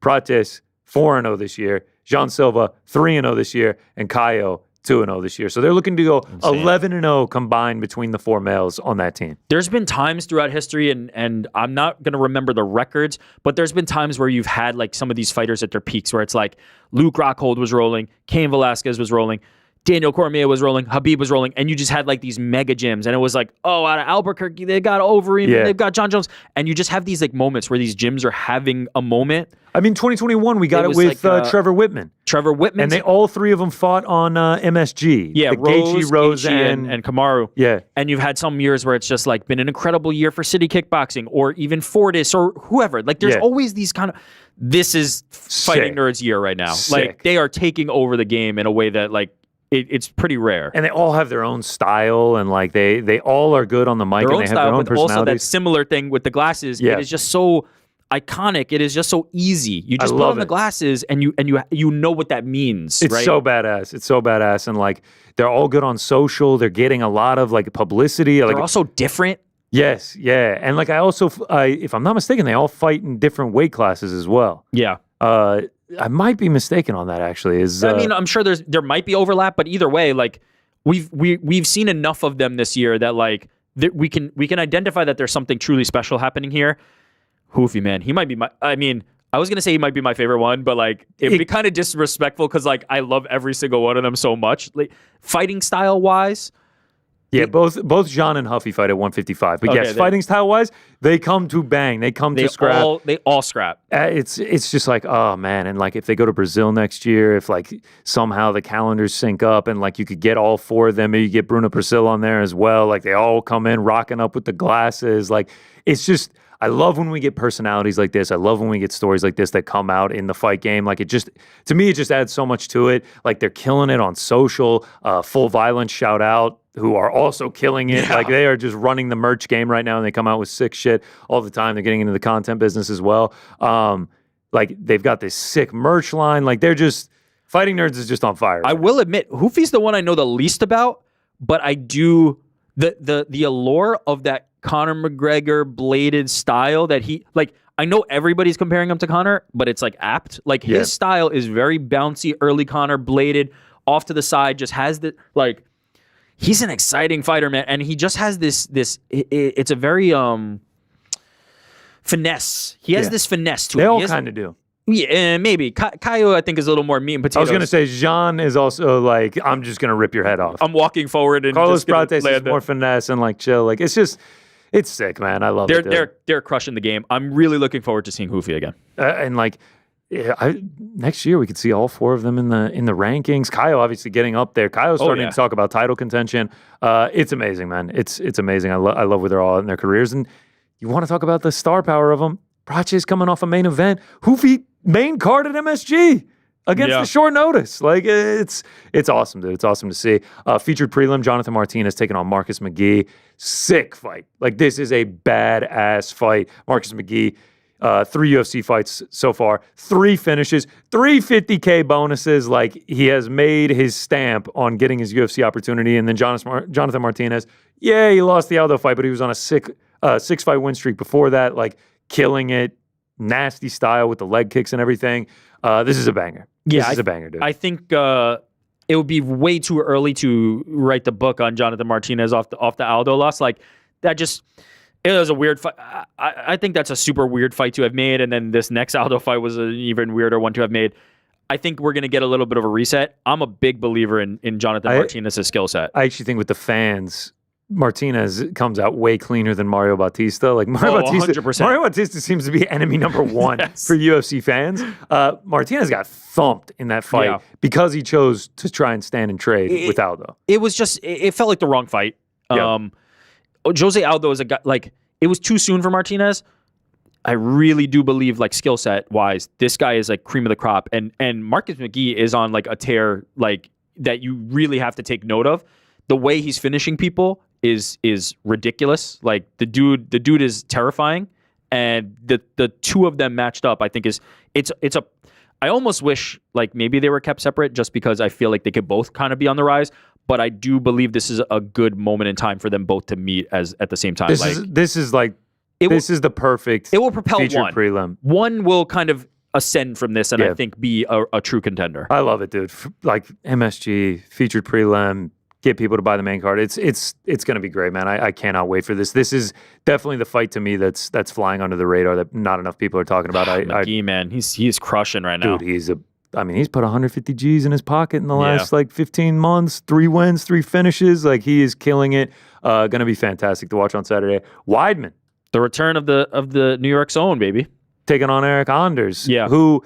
Very interesting. Both are 2-3 in their last 5. We kind of thought maybe Weidman might retire after Atlantic City. Now he's getting a shot at MSG, like, real New York fight here, which is fantastic. Is he going to retire after this one?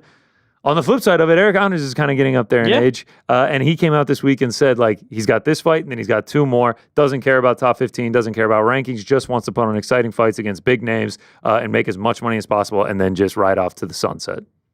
I really like this fight for both. This is a good veterans who are not done, but it's coming to the end. We don't need Chris Weidman versus Caio Bajalio. Like, we don't need to see that. Please, no. That is not what I want. This is where we need to see Chris Weidman. I love this fight. It's also, like, the last Chris Weidman fight was that was the Bruno Silva. That was the controversial one. The eye pokes. Yeah, so I think this is a good opportunity. If anyone's excited about the old gloves, it's Chris Weidman.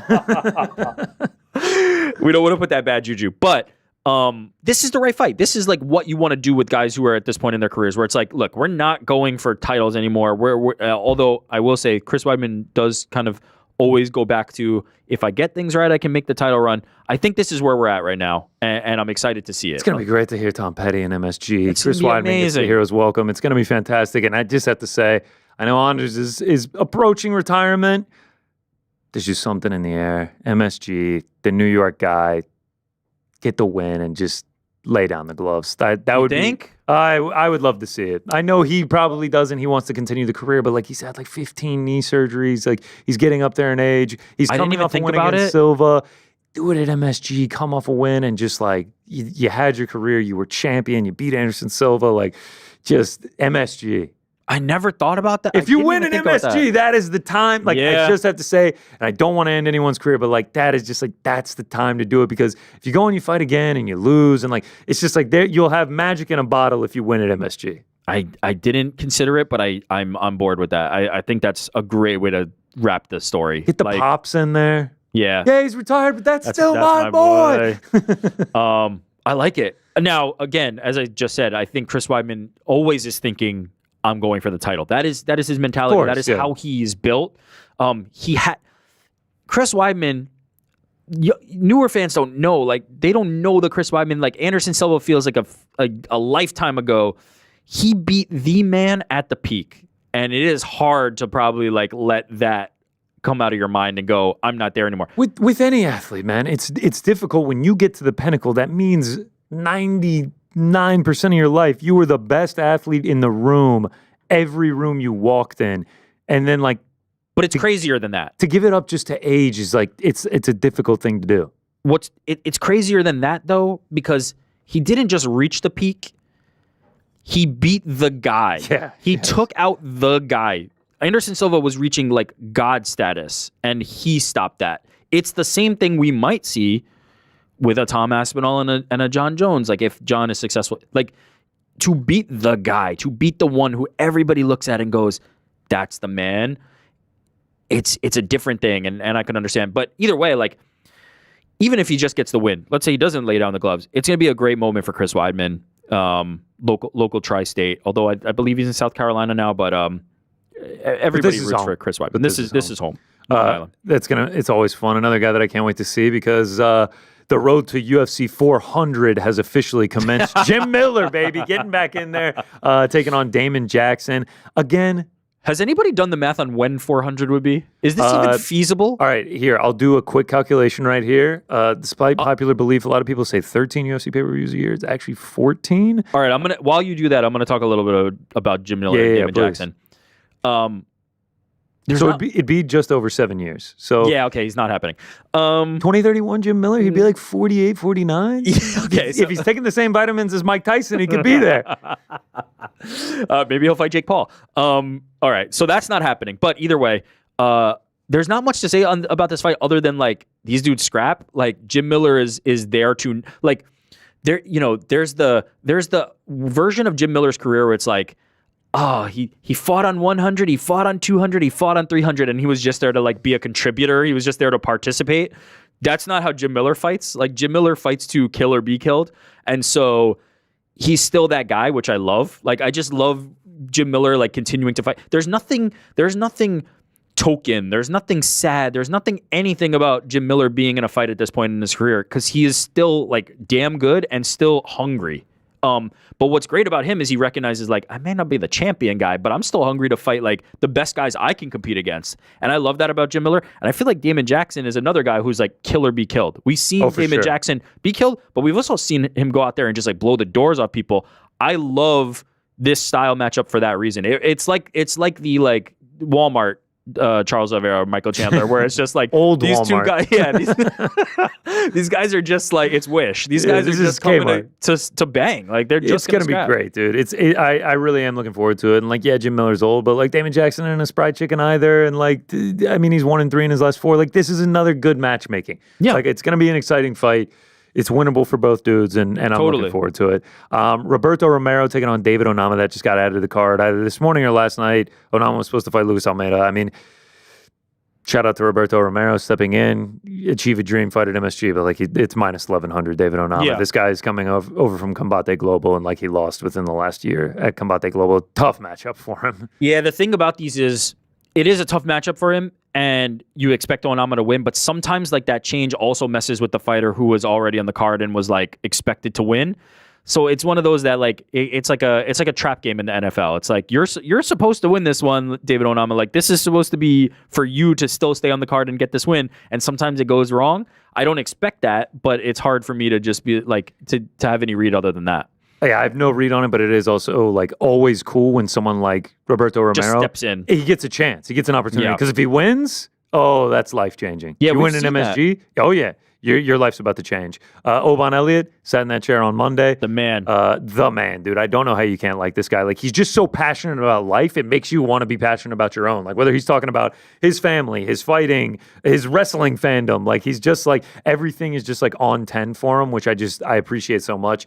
In a tough matchup against Bezel Hafez. Like minus 250. No disrespect to Oban Elliott. This is a tough fight here, man. I agree. Like this is not an easy matchup. Yeah, and I think the betting line is swayed a little bit by the idea of like Oban is confident. Oban is out there making his name known.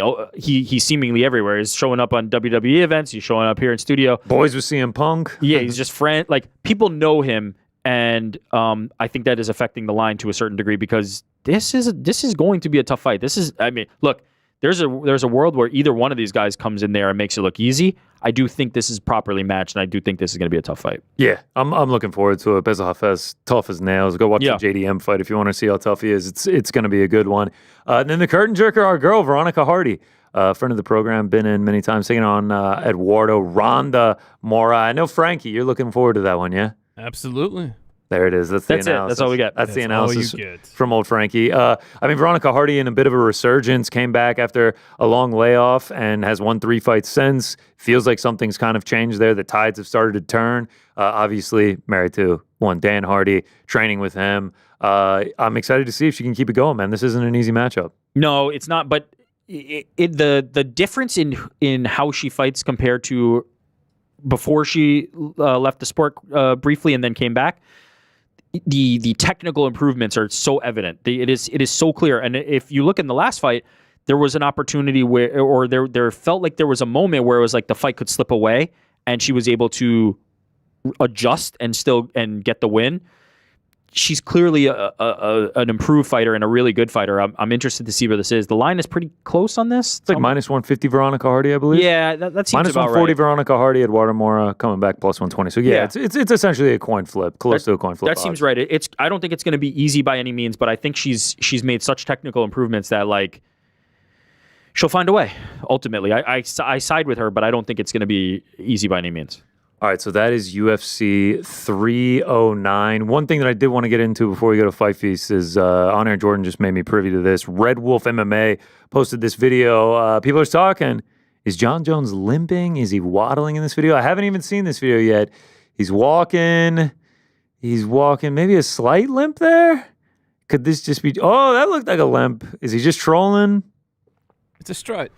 I'll be honest, that looked like just an old man. I'm not even going to lie. That credit, wobbling. I first saw it UF content, then it's UFC on TNT. Okay. UFC on TNT. Yeah, I really got thrown off there. Content. I don't know. I can't read into this stuff. Is he just trying to look cool? Is he like that looks like a limp, but I don't know. I don't it's think stride, it's man. Come on. I think it's just a dude who's walking down a hallway with 100 cameras on him and just like taking a. He also be could honest, just be trolling, could just be taking the piss. I've seen you limp a little bit more than that. Me or who's Rick? you? Me? Yeah, I think it's just like a natural thing. Like you get a little stiff. You still didn't answer. Who's the limper? Talking about Connor or Eric?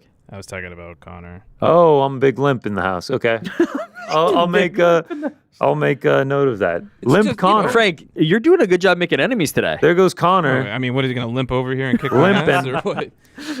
All right, UFC 309. That's the breakdown. Can't wait for that card. I'm very excited about this card. Very excited. In honor of that, yes. In honor of UFC 309, me, Frankie, Rick, we took a trip down to a New York icon, an institution, as they say. One Katz Deli. Katz's Deli? Katz Deli? Katz's. We filmed another episode of Fight Feats. We're trying some new things. We're working out the kinks. We're trying to get the production proper for YouTube. Fight Feats episode 12 in whatever iteration this is for UFC 309. Here it is. Back with another episode of Fight Feast. This time UFC 309. The promotion comes to our neck of the woods up here, New York City, Madison Square Garden. Jon Jones versus Stipe Miocic. And you can't come to Big Apple without coming to a New York institution, a staple. We're at Katz Delicatessen. Get some pastrami, matzo ball soup. Pecan pie up in this motherfucker? Shit. Oh, y'all got pecan pie up in this motherfucker too? Shit. Fight Feast episode 12. Let's go.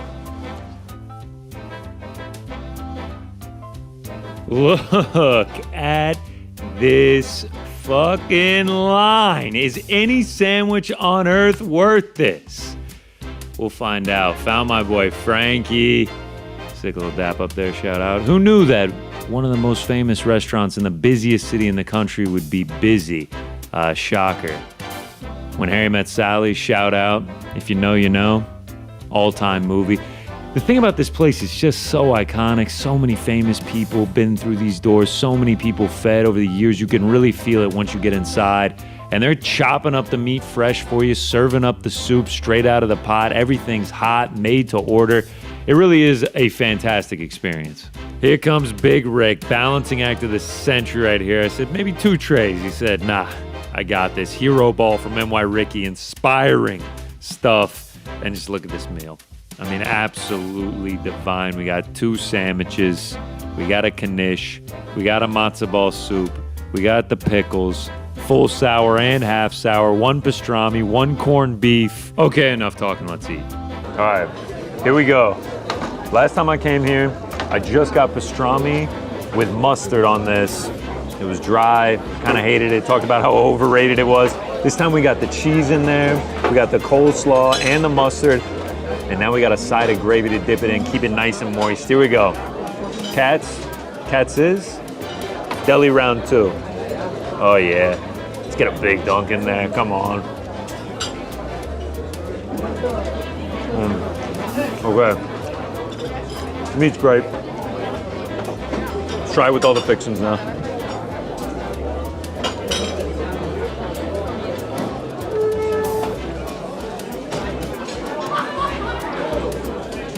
That's the fix. I get it now. Yeah, I get it.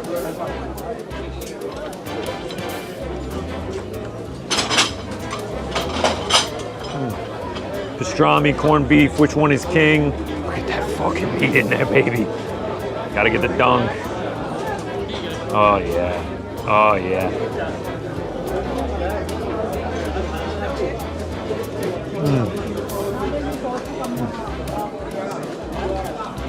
I get the pickle.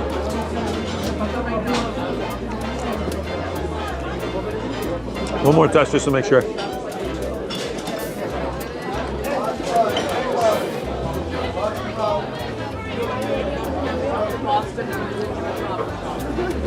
I'm officially a pastrami guy. I want to make the announcement clear to everyone.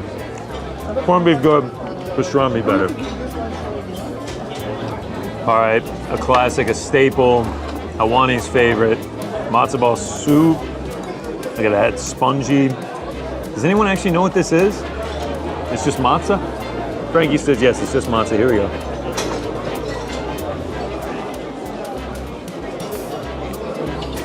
So, it's almost just like sopping wet bread.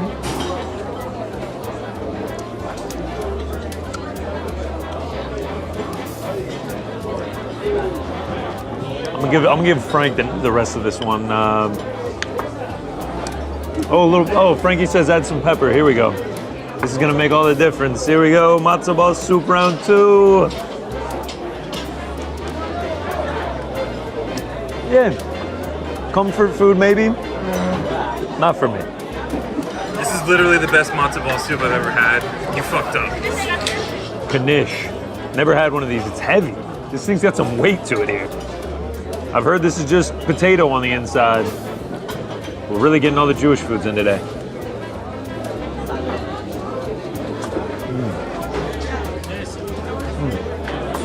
This is fried mashed potatoes. This is genius.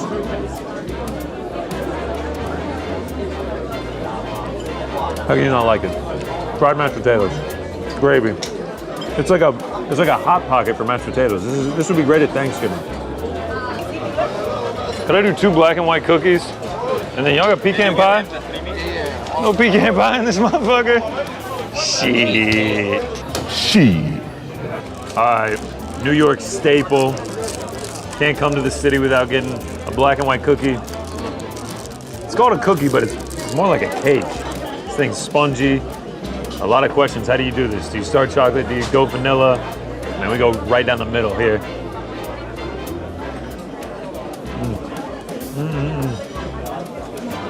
As good as it goes. Oh, uh-oh. I'm gonna need a stain for this one.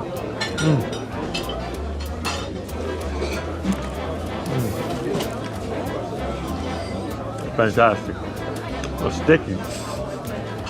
Can't hardly talk. Need some milk. He needs some milk. Babka. Never had this before. We went with chocolate over cinnamon. Can never have too much chocolate. Just get this thing on the fork here. There we go. Look at that. Looks good.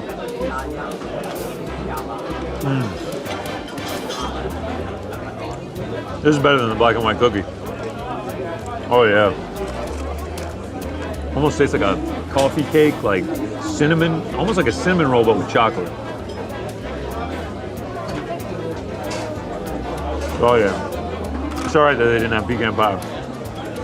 Babka? Stuff is amazing. All right, Frank. Katz Deli in the books. Dr. Brown's on the way out now. I'm going to go ahead and give it a 8.7 out of 10. New York staple. I did it wrong last time. Got the moisture going this time. Coleslaw, cheese, gravy dip. Yeah, 8.7 out of 10. I see why it's a New York institution. I will be back. That's it. Fight Feast episode 12. We'll see you next time. Cheers. All right, there it is. Fight Feast episode 12, whatever it was. Katz Deli. Second time I'd ever been. First time I really thought it was overrated and I thought it wasn't that great. It actually is amazing. Like now you have to pull back the curtain. You got some tips from some local, some experts. Some Katz vets filled me in that you needed to get the knish. Knish was like a recommendation. Okay. Yeah, you needed to get the knish. You had to do the sandwich with coleslaw, mustard, cheese, side of gravy to keep the moisture because you see how much meat is on there. And like the bread doesn't do any favors. So the last time I went, I just got meat mustard bread. And I was like, this is kind of dry. This is kind of dry. The desserts were great as well. And like the atmosphere. Super long line, moved fast, but like the atmosphere is great too. It's a great place. The slaw on the sandwiches is it's huge. Must. It changes everything. Whether you're going to do slaw, whether you're going to do sauerkraut, like it changes everything. You need it. Fantastic black and white cookie. As a connoisseur of black and white cookie. Fantastic. On Air Jordan back here was like, once you broke it in half and turned it like a cupcake sort of thing, he was like, nah, that's not how you do it. I knew it. Everybody is like a couch expert when it comes Did I not say I was going to get shamed for it? All these New Yorkers are just like, you I'm not can't gonna eat lie. the cookie When you did like that. No, in person, I cringed a little. Listen to y'all. I can eat it however I want to eat it. It's all going to the same place. Didn't say that you couldn't do it. I'm team no shame. You claim best matzo ball soup you've ever had in your life. Yeah, absolutely. 100%. Wow. The actual quote of the day was, I would wait in line for 30 minutes again to have the matzo ball soup. I'd wait for the sandwich, not the matzo ball soup. Matzo ball soup, it just like didn't taste like much. I'm not saying, hey, I want a matzo ball soup. I'm going to go wait in line for 30 minutes. But if somebody was like, I'm going to Katz's, do you want to come with me? I'd be like, you know what? Yeah, I'll get a matzo ball soup at the end of it. It'll be worth the wait. Well, shout out to Katz. Yeah. If you ever come to New York, I think it's worth the wait. I think it's worth the experience of doing. There's so many great restaurants in this area. It's a vibe. It's a thing. Vibe for sure. No, go to it knowing you need to expect it, like expect the wait, and just enjoy yourself because it is fun. Especially if you've seen like When Harry Met Sally, if you've seen the Rampage Jackson, Ariel Helwani Day in New York, which I went back and watched and is fantastic, by the way, all those walk and talks. But shout out to Katz, shout out to 309, shout out to New York, and shout out to our Friday afternoon, evening, which is going to be spent watching Mike Tyson return to the ring at 58 years of age to take on Jake Paul, Dallas, Texas, AT&T Stadium, Jerry World, however you want to say it. 58 years old versus 27 years old. And by the way, you can watch it with us. You can. We'll also be doing a watch party right today. Here, this channel, watch party. You guys keep saying, Mike Tyson versus Jake Paul. Oh, we don't mind the new amount of content. It's not enough. Well, you're going to be seeing our mugs. You're going to be seeing our mugs a lot. So keep that same energy about not too much content because you're going to see these ugly faces a few more times this week. And it's going to kick off with Jake Paul, Mike Tyson.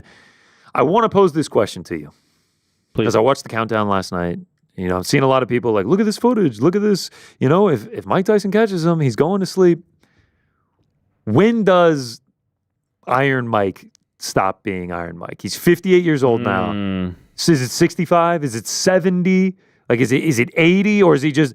I know he's always Iron Mike. He'll always be the legend. He'll always be the certified, stamped, like one of the greatest heavyweights to ever live.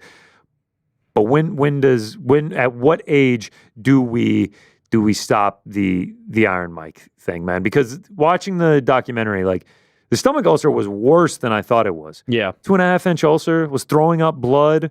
He said he was defecating tar. Like, he went to the hospital. He said he asked the doctor if he was going to die, and the doctor was like, we have options. Like, we can potentially get out of this. Like, he's 58 years old, man. Like, this is boxing, too. Professional boxing against a 27-year-old.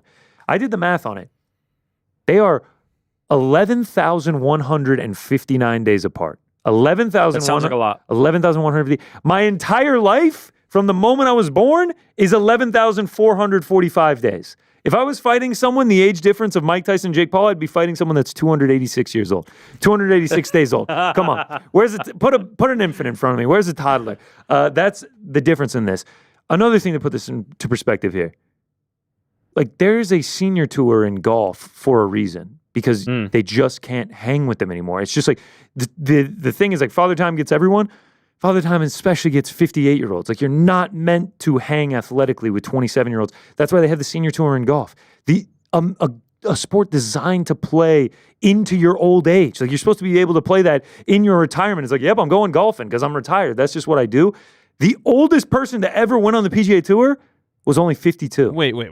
But this is the first I've heard of it. But do you get forced to play in the senior PGA? No, you just get phased out of the PGA. You just can't hang with the young guns anymore. You're just so it's too like an old. unspoken thing. Like, you're at that age. It's know? not. You're no, welcome it's not. to play in it, but you can't qualify for the tournaments. Like, you just have You can't qualify for the cuts. It's not an unspoken thing. It's a spoken thing. Brother cannot hang on the scoreboard anymore. He's going 7 over par, and he doesn't make the cuts, and he doesn't make any money anymore. He has to go to the senior tour so he can hang with those guys, play easier courses, easier cuts to make. The competition is lower. Like, there is a reason for that. Age gets everyone. It's irrefutable. So my question is just, when is Iron? Because everyone keeps saying if he catches him, he's going to put him to sleep. If he catches him, he's going to put him to sleep. It's just like I'm not completely sold on that. It's a very interesting question. It is not how I've thought about this fight previously. So you are making me think a little bit. You are making me kind of wonder and ponder that question. I don't know. Honestly, I don't know the answer to that.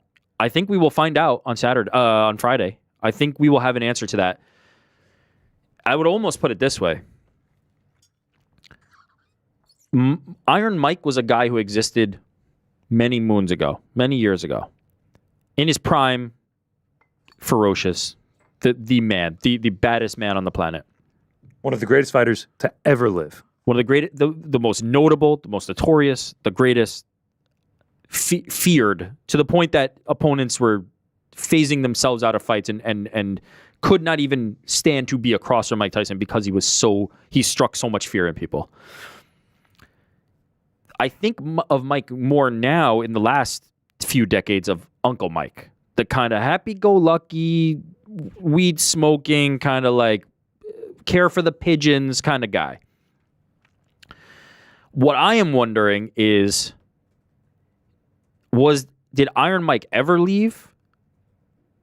Did Uncle Mike take over for Iron Mike? Or has Iron Mike always been in there? If you ask Mike Tyson, he says that Iron Mike guy is always in there and will continue to be in there. I do wonder, though, if maybe he went from Iron Mike to Uncle Mike and is playing Iron Mike for the purpose of this fight, right? A little bit of like trying to summon back something that maybe doesn't exist anymore and playing it up and by the way, doing a great job. I'm seeing the same. All my casual friends who don't follow combat sports are texting me like, "You've seen this Mike Tyson training footage? He's going to kill Jake Paul." I'm getting all of those. Everybody is starting to believe the Iron Mike Tyson is back. But I do wonder, is Mike Tyson playing Iron Mike, or has that guy never left? I don't know the answer to that question, but I hope to find out. I think he's going to go into the fight. Think he's going to win. Like he's Mike Tyson. I don't know that. Yeah, I guess maybe. All I'm saying is just like the age discrepancy, like his ability to perform at the highest level has passed him. There is no question about that. Go back and watch the Kevin McBride fight. Oh, it's not. That was 20 years ago. Like, it was 20 years ago. Like, when Jake Paul was born, this guy already had 47 professional fights. He was in between. When Jake Paul was born in January 97, he was in between the two Evander Holyfield fights. Like, that's what we're talking about here. Like a lifetime. A literal lifetime for Jake Paul. Jake Paul could live a second lifetime, and he would still be 4 years younger than Mike Tyson is now. Yeah, like, if he lived 2 back to back, he'd be short. They did a great moment in the countdown where Jake Paul is trying to turn on the Mike Tyson Punch Out and play the video game from when Mike Tyson was like at his peak and just like this super badass guy, and like he's having trouble turning it on and he can't connect it to the TV, and it's just like it was symbolic of like this dude's heyday. Like the way technology has changed, the way everything has changed. Like it was just so long ago. Like just go back and watch the Roy Jones fight from 4 years ago. Like that was still like a different. You saw flashes of the guy, but you didn't see the guy. Yeah. But the only counter I have to that, the only thing I have to say to that if that was the guy we were getting, if that guy in the prime was the guy we were getting, then it wouldn't be a fight. Because that guy Kills would him. rip Jake Kills Paul's head off and feed it to him. So the fact that he is a diminished product, I accept that. That's fine. Because if he wasn't, I'd actually, the way everybody's concerned about Mike, if the Mike that we were talking about was fighting Jake Paul, I'd be concerned for Jake Paul like in a major way. Yes. I'd be concerned way more than I am concerned for Mike against Jake. And so that leveling of the playing field, I've kind of accepted. I will say, for full transparency. Go ahead. I did not want to see this fight rebooked after The ulcer. the ulcer. I did not want to see it. That to me was a big sign that Mike Tyson is at an age where this becomes less safe than I am comfortable with. Again, I think the fight is more even now, but I'm concerned about that. I'm not true. Like, the commission has to do their due diligence and make sure that Mike Tyson is fit to perform. I assume that this is happening now. I hope that this is happening now. And I think the same for Jake Paul. Obviously, I want Jake Paul to, like, again, everybody's thinking of this as like, what if Jake hurts Mike? What if Mike hurts Jake? Like, this is fighting. This could happen to anybody. And so I'm concerned about the safety of both. I did not want to see this rebook, but now that it has come closer, some of that fear has come away. Some of that has wiped away, and I am more. It is more palatable to me. But I am more concerned than I was the first time. Yeah. I really am asking this from the standpoint of like the competitiveness of it, like just the sheer age difference, like the benefits and the advantages that Jake Paul holds with just like his muscle mass and just like his speed and his ability to recover and like all of those things. When it comes to like the actual concerning, like how concerned I am from the fight, I like that it's only 2-minute rounds. I like that it's only 8 rounds. And then at the end of the day, like Mike Tyson is a grown man. Jake Paul is a grown man. They make their own decisions and choices. No one is forcing them to do this. They signed a contract on a dotted line, and they are making a choice to enter the ring. Like, and it is being sanctioned. There is a sanctioning body. There is somebody overlooking it. They're getting paid millions upon millions of dollars to do this. Like, this is a decision that they have made, and I am going to watch it. Like, it's just plain and simple. Me tweeting out like, "Oh, this is ridiculous. This shouldn't be sanctioned," makes no difference. It's going ahead. Happen, yeah.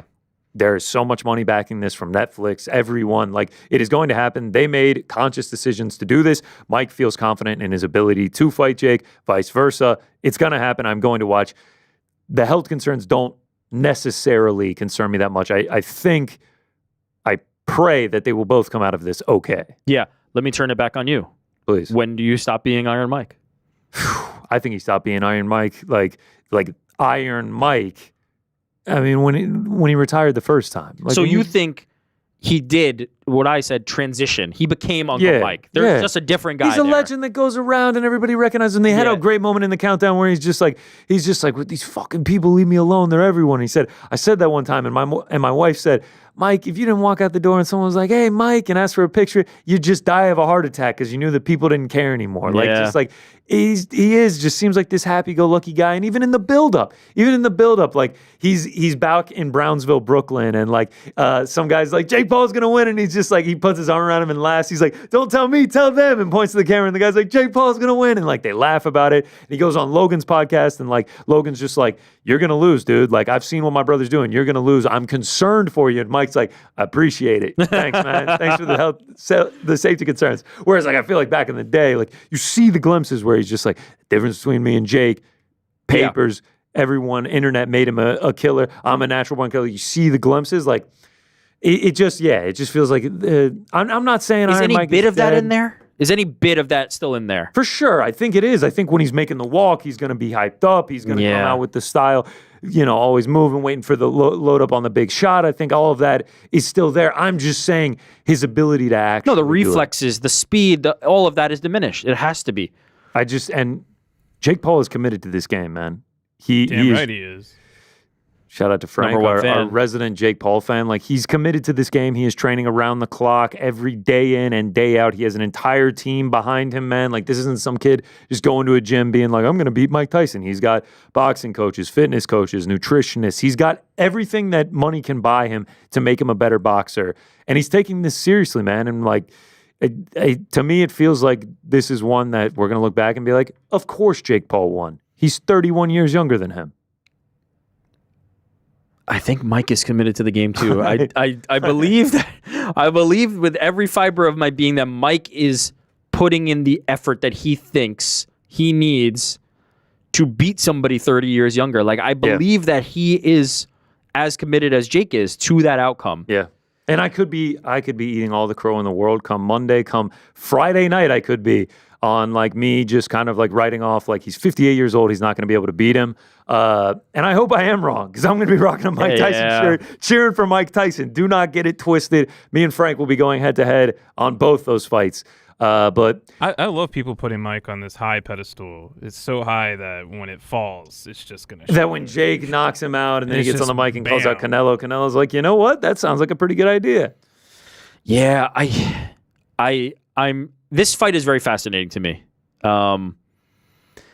It's such a spectacle. It's such a thing that is only able to happen in the era that we're currently in, right? Like if you just said some random guy who was popular on TV was going to fight Mike Tyson, it would just sound bizarre to anybody who isn't living in the world we're living in right now.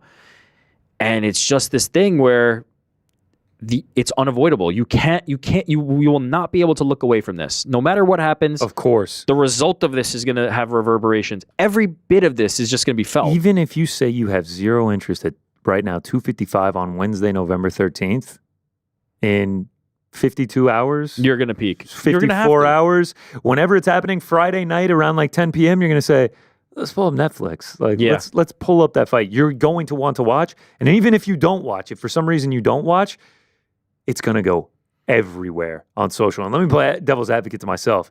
If Mike Tyson knocks out Jake Paul on Friday, Right. that clip is going to Frank. go so nuclear. Yeah. Like, I'm going to have a hard time processing it. When Netflix puts it out and it's just like, Mike Tyson KOs Jake Paul, nuclear. It's going to go so crazy. The amount of people that are tuning in because they want to see that so bad, because I think the odds reflect how bad people want to see it. The 27-year-old is minus 210. Mike Tyson is like plus 180. I think people are betting on Mike Tyson. They want to see it happen. They want it so bad. Like, They're trying to will it. oh, to it's going to happen. go so nuclear. It's going to be so big if Mike Tyson beats Jake If Paul. Mike Tyson snot bubbles Jake Paul, it's gonna be like one of the my events of God. the century. It's going to be incredible. It will be, it'll be insane. Question from the back here. Yeah. So in this hypothetical situation where Mike wins, let's be honest, he won't. But say that he does, all these people who were like, 58's too old. Why are they letting him fight? He shouldn't do this. Well, do they all of a sudden become advocates for like, yeah, 58? You know, no, prime year. they'll like, just disappear into the darkness they'll and just pretend just like they never said pretend that anything? they were back in. I think Mike that's all the gonna time. Could we do happen a if deep it- dive of like every tweet that ever came out about I'm abstaining from watching this? It's it's not right. Blah blah blah. And then They'll it's just like, delete those. That's I it. think if it, I honestly think those people will just disappear, even if it's an 8-round ho hum decision and Jake Paul wins 6-2 rounds and there's not a scratch on either guy and it's just they're all nice and sweaty and it's just like respect to a legend. I love Mike Tyson, blah blah blah, and like everyone walks out safe and happy and paid. Yeah. I think they'll still just disappear at that point.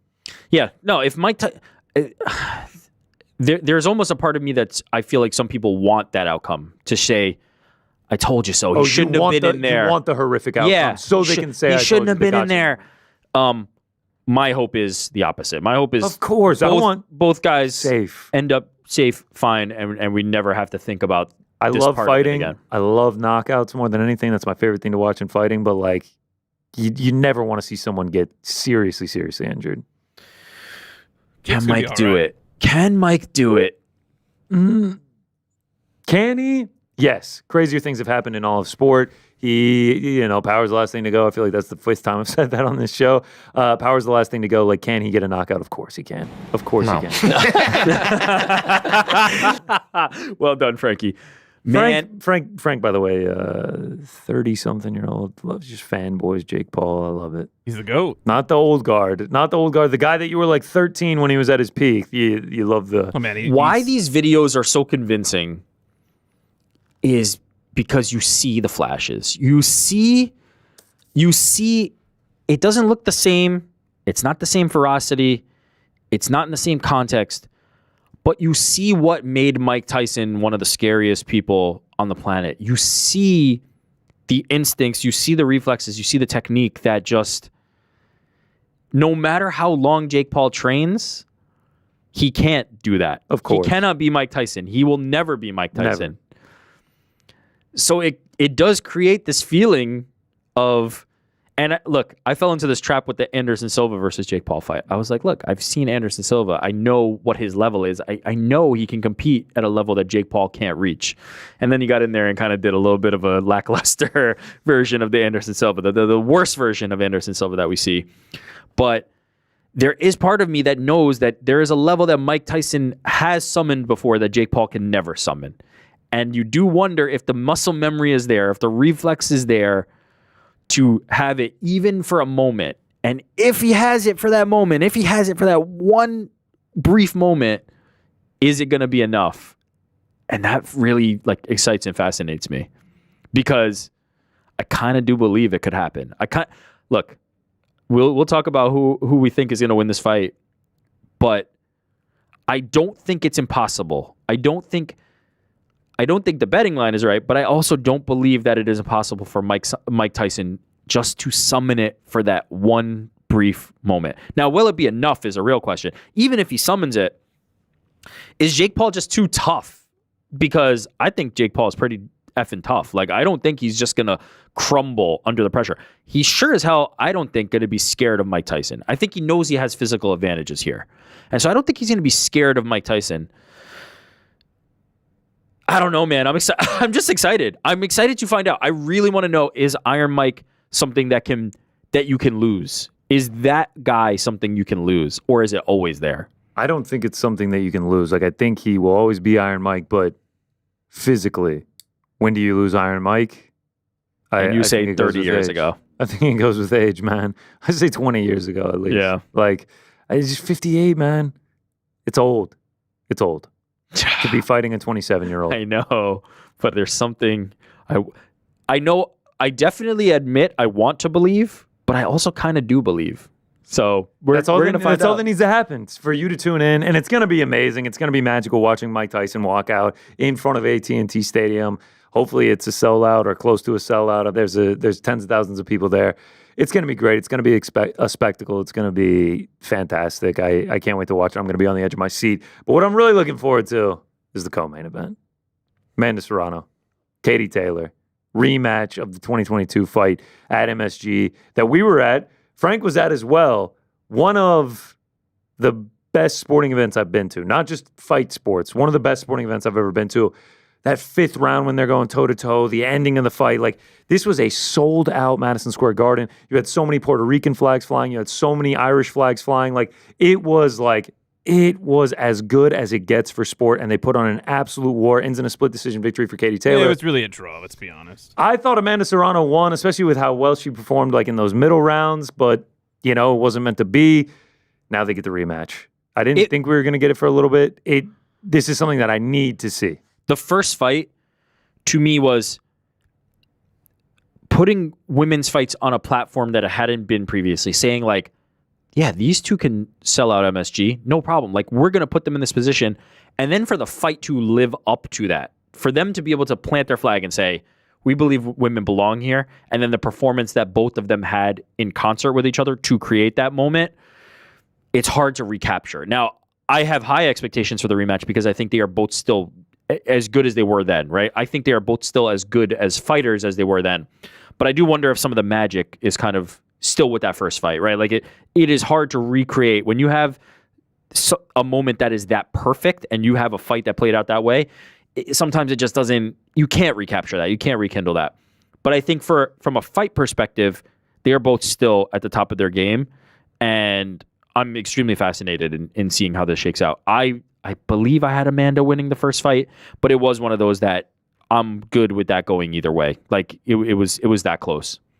Yeah, I mean, I had Amanda Serrano. Me and Frankie pre-gamed that. Got Puerto Rican beers. I had a Puerto Rican flag. They took it from me at the entrance, even though everyone had flags in there. I was all in, but this time, me and Frank going head to head. I'm gonna cheer for Mike Tyson. I'm gonna cheer for Katie Taylor. He's gonna cheer for Amanda Serrano. He's gonna cheer for Jake Paul. Team MVP over It's there, not Frankie. cheering. I'm going to welcome them to their rightful spots of victory.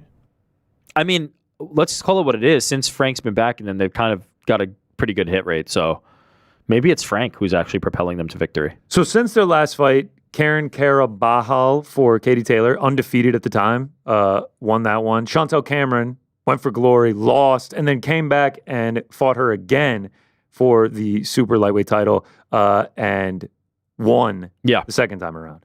I mean, for some reason, I feel like Katie Taylor, because she won the first one, I feel like she just gets better as time goes on. Like there's just something that feels to me like Katie Taylor gets it done. I'm also thinking Katie wins the fight. 138 is a factor as well. Like Katie is just bigger than Amanda. I also think the experience of fighting Chantel Cameron, as opposed to Heather Hardy, Danila Ramos, the Stevie Morgans, I feel like that is invaluable experience. Yeah. Dealing with the loss, dealing with that adversity, like I think what she's done in the time since the Amanda Serrano fight versus what Amanda Serrano has done is only going to help propel her to another one. Yeah, I agree with that completely. But also to say, I think even though Amanda was fighting lesser competition, she was never in danger. Like Amanda Serrano, of course, cleared the deck with everybody that we're talking about. So it's not like she was facing lesser competition and struggling. Like she was absolutely obliterating the competition. But I do feel like it's Katie's time right now to win that fight. Like I just there's also something to be said that I know it's not back-to-back fight, but the adjustments made by Katie Taylor and everything going into the Chantel Cameron fight, who knows if having seen Amanda Serrano for 10 rounds at this point is going to help her as well. Yes, I mean, markedly different. There was a lot of pressure on that first fight against Chantel, and I think she kind of righted the ship in the second one. The size is a real issue, I think, and I think Katie is going to be at her best. So I'm with you. I think Katie wins the fight, but it is the best of boxing. Men's, women's, whatever. These are two of the very best ever, the very best right now, going against each other. It's like when you contrast it with the Tyson and Paul, which is not the two best, like not even close to the two best right now. Mike Tyson is very much out of his prime. Jake Paul might be in his prime, starting to enter his prime, but not nearly the lifelong boxer of the people that we're talking about and in league with the people who are ranked boxers. That is the spectacle, but it is preceded by the cream of the absolute crop, the best of the best ever, best of the best now, trying to recreate the magic of a fight that was one of the best fights ever as well. It is everything you would want as a boxing fan. I'm on cloud 9 because Amanda Serrano said she's going to come out like she did in the 5th round of their last fight, which was, if you haven't watched it, legendary round. Watch the fight. Watch the fight. Watch the entire fight. It's so good. MSG was on 10. It was as good as it gets in fight sports. But that 5th round was one of the best rounds that I've ever watched. That and Matt Schnell, Suma Darji, UFC Long Island. Legend. Second round there was absolutely insane. That's for another day. That 5th round, unbelievable. She said she's going to come out in the 1st round of this fight and treat it like the 5th round of the last one. I'm skeptical, but... Will she actually do that? I don't know, but I'm on 10 for that one. Katie Taylor is my official pick. Katie Taylor by decision. I can't wait. I think the same. I can't wait. It's going to be great. Plus, ever since I did the 23andMe, got to support the islands over there. Was it 88%? All right, so it said Irish. It was like 86% Irish. But then it said like the number one city that like my ancestry comes from is Belfast, which is Northern Ireland. A couple Irishmen have hit me up online and been like, not Irish. That's actually the UK, Northern Ireland. So I need to go touchdown, visit Pizzi, get the soil, get a feel if I really connect with it. Pizzi and I were talking offline the other day, and don't break my heart. I asked him. He actually asked to see some more recent photos of you. I showed them, and he gave it a good look. Like he kind of did that thing where he scratched his lip with his thumb, and he was like, no, he's just not Irish. I was Okay, like, damn. Northern. All right, so British. So then Amanda Serrano is the pick now. Man. He can be bought. Friday is going to be fun. Saturday is going to be fun. How about we play some wagers on it as well? I mean, we might as well make it just a little bit more fun. Start out with the Parlay Pals. Juliana Pena will actually be picking live with us today, which is going to be great. And then us three will. Juliana's here? Yep. There she is. Let's go. Juliana, thanks for joining us. We really appreciate it. We'll get your pick in just a second. Juliana, the debut on the show. Wow. Juliana, you did cost us the parlay last week. Come on, man. That's not what we. Nothing. Speechless. Wow. She's speechless. She has Not nothing even to willing say. to take accountability. We are going to bounce back. In all seriousness, though, she said, "I'm so sorry. So embarrassing." I said, "It's all good. We're back." By the way, it should be noted, like, somebody has to be tracking this. Juliana, she almost her hit always rate is. is like pretty Always damn good. is. She always. Champ does what the champ wants. Yeah, If she's the one that cost us, that's We're okay. okay. We're okay. Frank cost us. Well, I mean, Frank's having a bad day so far. that's a conversation for another day. All right, her pick, Yes. Bo Nickel inside the distance. Yeah, that's a good one. That makes sense. I don't think that's a bad one there. And then let me throw into the randomizer here. Wow, short today. The randomizer just worked quick. We overclocked the CPU. Wow. It just died on us. All right, I will go first. Cool. You will go second. Frank will go Just stay in the third. caboose, right? You know, I really have to say, I'm really starting to miss the Parlay Pals music. Hopefully one day. Maybe one day. I really miss it. It adds the drama. Those fighting words. All right. My pick is the easiest pick I've ever made, like I said earlier in the show. Charles Oliveira fighting. I'm taking the under. Let's make it even easier than the under 1.5. I will be taking the under 3.5. We've seen this fight. It ended in the second round. I don't see this one going long. I think it's going to be chaos. Under 3.5, minus 475. I like it a lot. I'll take it. Frank, you're the caboose. That's right. Let's keep it simple. I'm a known Jon Jones supporter. I'm a known Jon Jones apologist. I'm a known Jon Jones advocate. It has to be Jon Jones. It could only be. It has to be him. It had to be him. All right, Jon Jones minus Jones, 625 right yeah, now. sure. Whatever. We'll take it. Whatever it is. Wish we had workshop this beforehand, but okay. Stop it. We know who you're taking. Oh, no, Juliana. No, I was Juliana talking about looks your pissed. pick. My pick is Jake Paul. Like that, there's no JP! There's no ifs, ands, or buts about it. Oh, my pick. Why? You disagree with my pick? I mean, that was the implication, but we've moved on from that. Okay. So it's Jake Paul. But now I know that the. Go ahead. What? Minus 210. Yeah. I mean, that's even better. That gets us to Bo Nickel inside the distance. Oh, producer Jordan, quick on his feet. Bo Nickel inside the distance, minus 395. Jon Jones, minus 625. Chandler Oliveira, under 3.5. Minus 475. Jake Paul, minus 210. The odds, plus 143. 2-1. That's all right. It's time to bounce back. This will get us to over 5 units if we win. That would be money. I'm looking forward to it. God, I love it. Can't wait for this card. I can't wait for this weekend in combat sports. These are the weekends you live for. All right. I also have some bets. Let's rip through them real quick. I got a couple graphics. We'll start off with a vet, our man, your man, Mr. Jimmy Miller. The road to UFC 400 starts at UFC 309. If I get Jim Miller at underdog price, I'm going to take Jim Miller. I was making these quickly. Yes, I do make the graphics as well. Shout out to the graphics department, a.k.a. me. He's actually plus 140. The plus 115 was for Chris Weidman. We'll see that in a second. Jim Miller was actually plus 140. That's what I'm going to be taking. Damon Jackson 1-3 in his last 4. Jim Miller always comes to scrap. I think he can finish Damon Jackson, especially if he goes to the ground. I like him there. I like him in the striking as well. I just think he's a live dog. I think he's always a live dog. Jim Miller at underdog's odds. I'm going to play, which gives us to our next pick, another vet at underdog price, Mr. Chris Weidman. I mean, two guys that like the wrestling, which kind of makes me think that they'll go with the striking. Old gloves benefit Chris Weidman. Only kidding. But yes, I like Chris Weidman. There's something in the air. Tom Petty's going to hit. MSG wins the fight, throws the gloves down, calls it a career. Madison Square Garden. That'd be storybook. I'd love that. That would truly be storybook. Next up, featured prelim of the evening. I'm going to take the man that is hot, 150 G's in his pocket, Marcus McGee in this one. I don't underrate Jonathan Martinez is very nice, but the performances that Marcus McGee has been putting on in the octagon since he joined the UFC, I have really enjoyed, and I think he continues it here. Don't know if he finishes him.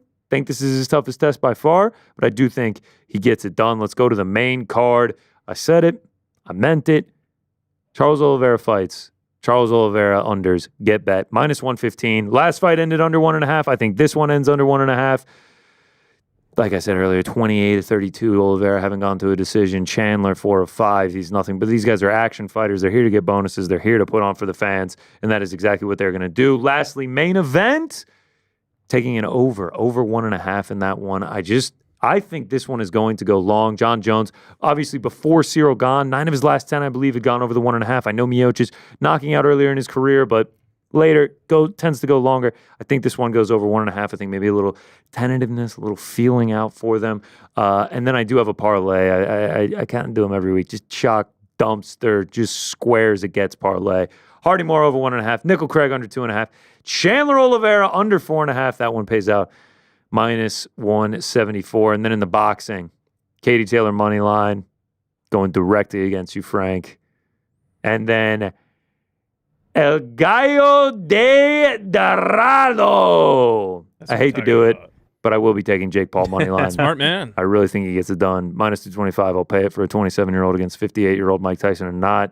Had never heard the El Gallo de Dorado nickname before this week, but Ariel filled me in, and then it was said like 8 million times on the countdown. Yeah. And then he wore the rooster hat to the open workouts yesterday. So like it's just as official as it gets. That's his nickname.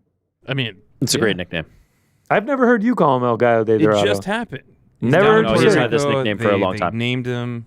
That's on me. That's on me. I'm sorry, JP.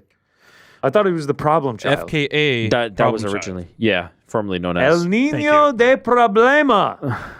Is that Pico right? de Gallo. Or is that flipped? It's flipped.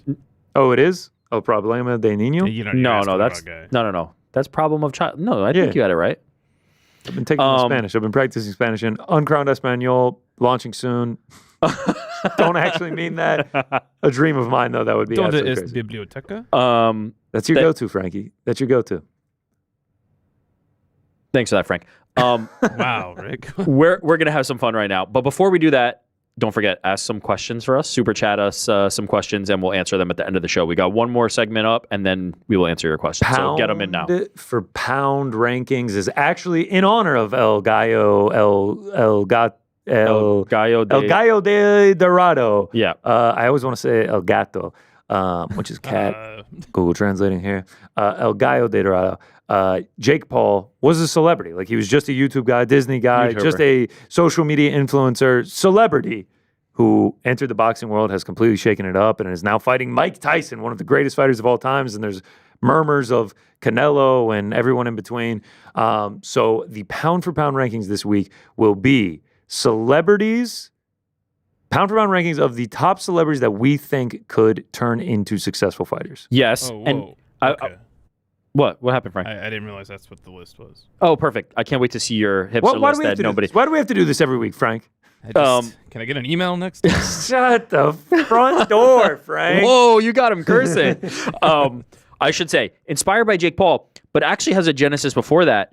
Last week, I believe it was. I think it was 2 weeks ago. 2 weeks ago, we had a quote from James Johnson in the NBA. Did we have a video?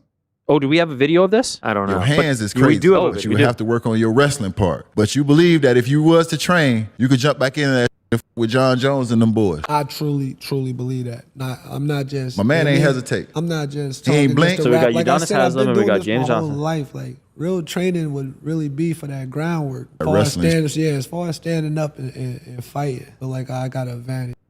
So saying you feel like you have an advantage over Jon Jones is and just for scope, nuts. That is James Johnson, NBA vet, has played for like 15 years in the league. Current pacer, 37 years old, 6'7", 240, so he could fight John in the heavyweight division. He does have fighting acumen. He's trained 7-0, I believe. Yeah. In his fighting career, but to claim that you're going to be have an advantage over Jon Jones somewhere is crazy. That's nuts. Is crazy. Now I respect the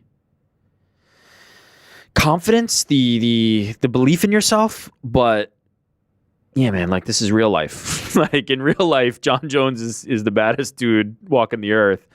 If not, maybe one of the baddest dudes walking the earth. Shout out to Tom and Francis and everybody else.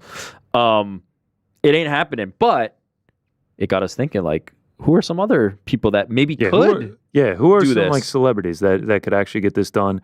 And what did we decide? Who's going first here?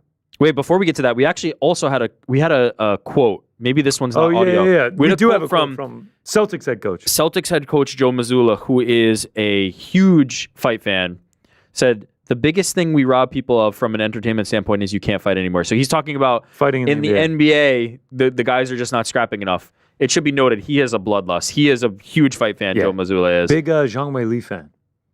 Listen, the man, he has taste, obviously, as we all are big fans of Zhang Wei Li. I agree with him. The NBA's gotten a little bit, I know it's We need more cliche. Malices at the Palace. I don't know about that, but we need more Malices at the Palace. Print the headline. It's Hit the quote card ready. We need more Malices at the Palace. Our Yahoo NBA is working it up. It's cliche to say that NBA has gotten soft, but it really has. Like, they can't fight. And they always try to do this, like, approximation of fighting. And we saw, who was it? Was it Kat that got choked out? I forget. Yeah, Kat did get choked out. They all kind of look Tapped. They all kind of look like scrubs. But who are some guys that could look pretty? I'm very interested to hear your list. This was probably the least fun one to make. Really? But I think the discussion is going to be the most fun. This was the hardest one for me. It was difficult. Because I had so many options. Okay. That was what made it so hard. I could have thought of 100 of these. I love it. I sent Jordan honorable mentions that I'll go through, but like I had 30 people. Okay, Frankie, you kick us off? Yeah, why not? I think Jordan gave you a list, but we'll go off the cuff here. I had to listen to him groan. You have to listen to him groan. Connor's face. I love this face though. All right, so starting us off, Mysterious Frank. We got a pound for pound rankings of celebrities who could be fighters. Should we address the look on the face? No. What do you mean? There's there's no look. I mean, you bitch and you moan, and then like move on with it. Either do it or let's change the order. I don't need to sit here and go back and forth with you. So shout out to Juliana Pena sitting back there. I'm sorry you had to witness this, Can Juliana. we cut to her real quick? Look at how hard this was, Jordan. Look at how hard this change was. I ruined everything. Juliana's not speechless also. She also wants to know why she's got a comms headset on instead of just regular headphones. So she can hear. All right. So coming in at number 5, a lot of people don't give this guy enough credit. It's Christopher Lee. When we think of Christopher Lee, we think of, old Saruman Christopher Lee, which is not a bad thing. But this guy, as a young whippersnapper, proved that he fought in World War II. He climbed Mount, oh my God. I'm choked up here. I can't remember the name of the mountain. Climbed a mountain 3 days before it erupted and corrected Peter Jackson on set of Lord of the Rings about what it's actually like to stab someone in the back.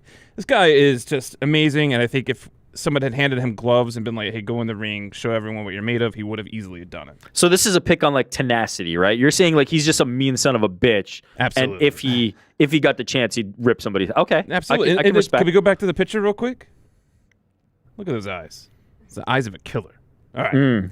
Coming in at number 4, we got Mr. Charles Bronson. Now you might be thinking, Charles Bronson, another actor, Frank. Come on. No. I'm referring to the infamous English prisoner, Charles Bronson, who actually went to prison for just a few misdemeanors, failed to show up at court, maybe stole a thing or two, but then started rocking people in prison left and right to where he got a life sentence. Whole movie was made out of about this. Tom Hardy played as it. Yeah. Okay. Now, I have to admit something in the research for this segment. I didn't realize that for a while, after his first stint in prison, he actually became a bare-knuckled fighter. Yeah, that kind of. So I admit I take a little bit on that. Is he a celebrity? He is notorious. Wow. Like he had some Is real he a notoriety. celebrity? I mean, his life got turned into a movie, so I'm going to count the celebrity status, but the having actually been a fighter status kind of removes you from like could have been a fighter. I love that. This is actually kind of funny, like that. There's always an argument about what does pound for pound mean, and then every list we've had is like, what's a Halloween movie? What defines candy? What's an apex predator? Anyway, I don't know if that was intentional or not, but that's where we are. Listen, we don't argue about what pound for pound is. We argue about what a celebrity is. Coming in at number 3, Yes. we actually have Ukraine's own Volodymyr Zelensky. And I'm sorry, like when it comes to heads of state, like I don't want to fuck around with this guy. I feel like he's got a lot. He keeps his composure. Like he very quick-witted, very intelligent when he speaks about what he feels. But again, throw him in a ring and let him actually show how he feels. He's the only one walking out of that ring 10 out of 10 times. Well, other than the other two people above him. So other than those. I mean, come on. Let's go into number 4. This one, number 2, I'm sorry. I can't count. I have dyslexia. We're getting there. All right. Number 2, one of the members of the power team. I don't care which one. Just give me one of them. What is the power team? The power team. This might not be something that you folk outside of Texas would know about, but there was a little, Christian support group that would go around. Celebrity. Oh my God! This is wow! You're gonna regret this. These guys would come to public schools across the state, across the country, and show things that with the power of Christ you could like rip up through a phone book. And they were like, their whole point was, hey, like get out to a gym, like hang out with, form a community. And by the way, let's rip some phone books while we're at it. So your thing is like, if they're ripping phone books, they can rip your head off. Yeah. Basically. Yeah, like, look, okay, I love Zelensky. And if they go to local schools in Texas, they're celebrities. 10 out of 10 times Zelensky is coming out of that ring. The 11th time, the power team is actually the one staying. I can't wait to hear number 1. I can't wait for this. I don't know if you're ready for that. The power team. Coming in at number 1. Oh, Christ. Setsumo Yamaguchi. Is this like a sumo wrestler? Oh, I'm glad that you asked. This man is just a typical business guy. Hanging out in Hiroshima in 1945. He forgot something at the office, had to run back to the office to grab it before he could take his transit home. And boom, a bomb goes off. Ends up in a hospital recovering in Nagasaki. Boom, another bomb goes off. This motherfucker went through 2 atomic bombs and lived to tell the tale, lived till he was 88, passed away in early 2000s. Like, again, you guys talk about, like, are you fit to fight, this and that. This guy would have gotten into a ring and nobody else would join him because they were just, this is like Post Malone and Roadhouse. They're like, oh, no, I'm not fighting this guy. He's unkillable. Like, just like in a movie, You can't stop him. He's unkillable. I mean, Well, he actually, lived through when 2 he- atomic bombs, which is insane. Shout When out he to that died guy. at age 88, it wasn't that he died. He just retired. Like, he was like, you know what, I'm done. I've done my Right. part. He didn't die. He chose. He was just like, I'm good now. This is my moment. Again, do love Celebrity. The number 1 on the celebrity list. Who's this guy? Some business dude. On Air Jordan. Oh, Frank going first was a real mistake. On Air Jordan, I don't think Frank understood the assignment. He typically does not. Can I get an email next time? Yeah, for sure an email. Who's going next? Is it Connor? It's you, brother. It's you. I'm going next. Okay. I'm ready. This now. Let me preface this. See, Frank didn't really give any insight into his reasoning and what he chose. It wasn't really clear. Celebrity was kind of a little bit of a tough thing for him to understand, as was being a fighter and not being a fighter. So I chose people who did not fight, but I believe had the skills to do it, but also there's a bit of sentimentality to this. This is not just a list based on I think these would be the absolute best, except I do think they would be quite good, and toward the top it does, but there's also some sentimentality here. So number 5, leading it off, the one, the only, the powerful Joe Rogan. I think this is a no-brainer for this list. Shout out to the man with the karate skills, who has been around fighting for this long, one of the voices of fighting, jiu-jitsu, black belt, history in competition karate. I mean, this man will probably be ferocious in the octagon. So, had to have Joe Rogan represented there. Another one that I felt like had to be on there. This was a very tough list for me, as I said. Number 4, Bruce Lee, the man. He's gotten in UFC games. He's gotten into UFC games, having been an actor. Now, there's not a lot. There's a lot of debate. There's a lot of stuff circulating online. Was Bruce Lee really a fighter? How would he really have done? Was he just an actor? Famously lampooned in the recent Once Upon a Time in Hollywood, where the stuntman just whoops his ass. And I feel like that's a little bit disrespectful to a legend in Bruce Lee. But one of the pioneers of martial arts, and one of the people who really popularized it, and a godfather, as he has been called, of MMA. I think he would have been good. The thing is, size-wise, he's going to be a little bit undersized. But, we got bantamweight, we got flyweight now. Like, I think Bruce Lee would have fit in somewhere. And naturally, the karate skills would have been, the Jeet Kune Do skills would have been off the charts. I'm sure that if he had enough time to practice these martial arts, he would have been fantastic. Bruce Lee, number 4. Number 3. Shout out to one of the OG fans of MMA and one of the most imposing physical specimens on planet Earth, Shaquille O'Neal, Shaq, sitting there in Hawaii watching Vitor Belfort fight when this sport was like nothing in its infancy. This man has been around watching MMA, practicing martial arts for his entire life. And then you just think about what a absolute physical beast and specimen he would have been. He would have been a load to deal with. I think we actually have a picture of him next to Francis Ngannou. Do we have that, Jordan? Maybe not. Whoa! I sent in some photos. He says we don't have that one. Okay. Would have been nice to see because the he size dwarfs differential. Francis Ngannou. Of course. I strongly consider Shaq. When you look at Francis Ngannou, you think that is a massive man, and then you see Shaq, and you're like, I didn't actually know what massive humans look like. And then you go, there's levels to this. Would have been incredible. This one's a little bit of a sleeper, but if you know on this one, Michael Jai White. Michael Jai White is an action movie star. Here he is. Oh, we've got this one. Here he is throwing a flying kick with Francis Ngannou. Also, I mean, you can see the fit. Look at how big and muscular this man is. 7 different black belts, I believe. One of the top martial arts practitioners, constantly training with fighters, lifelong martial artists. One of these guys that if you know, you know. Now, there's a few other ones in the action movie scene who are like this that I will give honorable mention to at the end, but he is the one that rises the highest for me. And then number 1, it could be nobody else. It had to be him. CT, Chris Tamborello from the challenge. This man was born to fight. This man is, just look at this face here. This is right before. You smell the fart. You see, there's another man on his back. You see the other man turn on behind him? I do. This is before he stands up in place and walks that other 240-pound man to the other side of the arena out of sheer physicality and strength. We have some other photos of him post fights inside the house. Well, great shape. They've ripped his shirt off because it takes 3 men to really contain this beast once he's uncaged. If you know about Chris, if you know about CT, this is after he's just assaulted 5 different people and security has no ability to calm him down. The roid rage was out of control at that time. If you know about CT, if you're a fan of the challenge, if you've kind of even seen the bananas backpack, that moment that I talked about lifting him up, or any of these fights, you know what an absolute savage this dude was.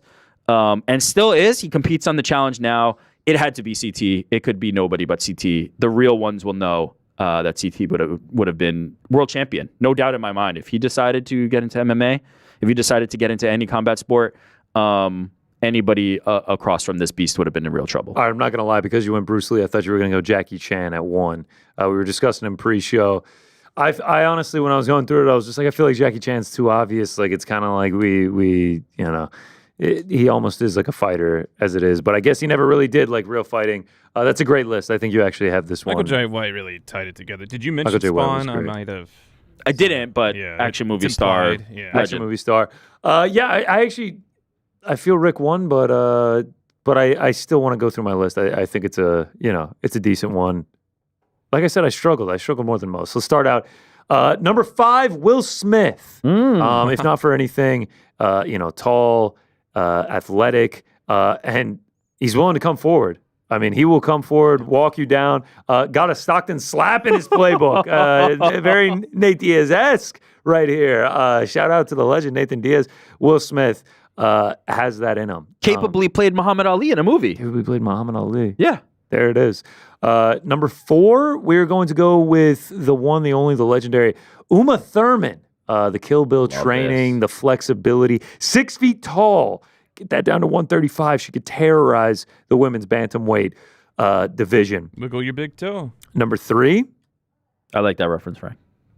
A man that was portrayed by this man was on Frank's list. Number 3, Tom Hardy, BJJ blue belt, just all around kind of a crazy ass dude. He's if you ever look at his filmography, is that the word? Yeah. Filmography. he's never really playing normal people. Bane, Venom, That's right. Mad Max, Charles Bronson. Charles Bronson. Alfie Solomon's on Peaky Blinders. It feels like he's always wearing a mask. Either way, isn't he in an MMA movie too? Fighter, yeah. Yeah, I mean, legend. I thought it was The Dark Knight Rises. Love Tom Hardy. Tom Hardy, number 3. BJJ Blue Belt. Yeah. Shout out. Number 2, 6'4". Oh. Lanky, long arms.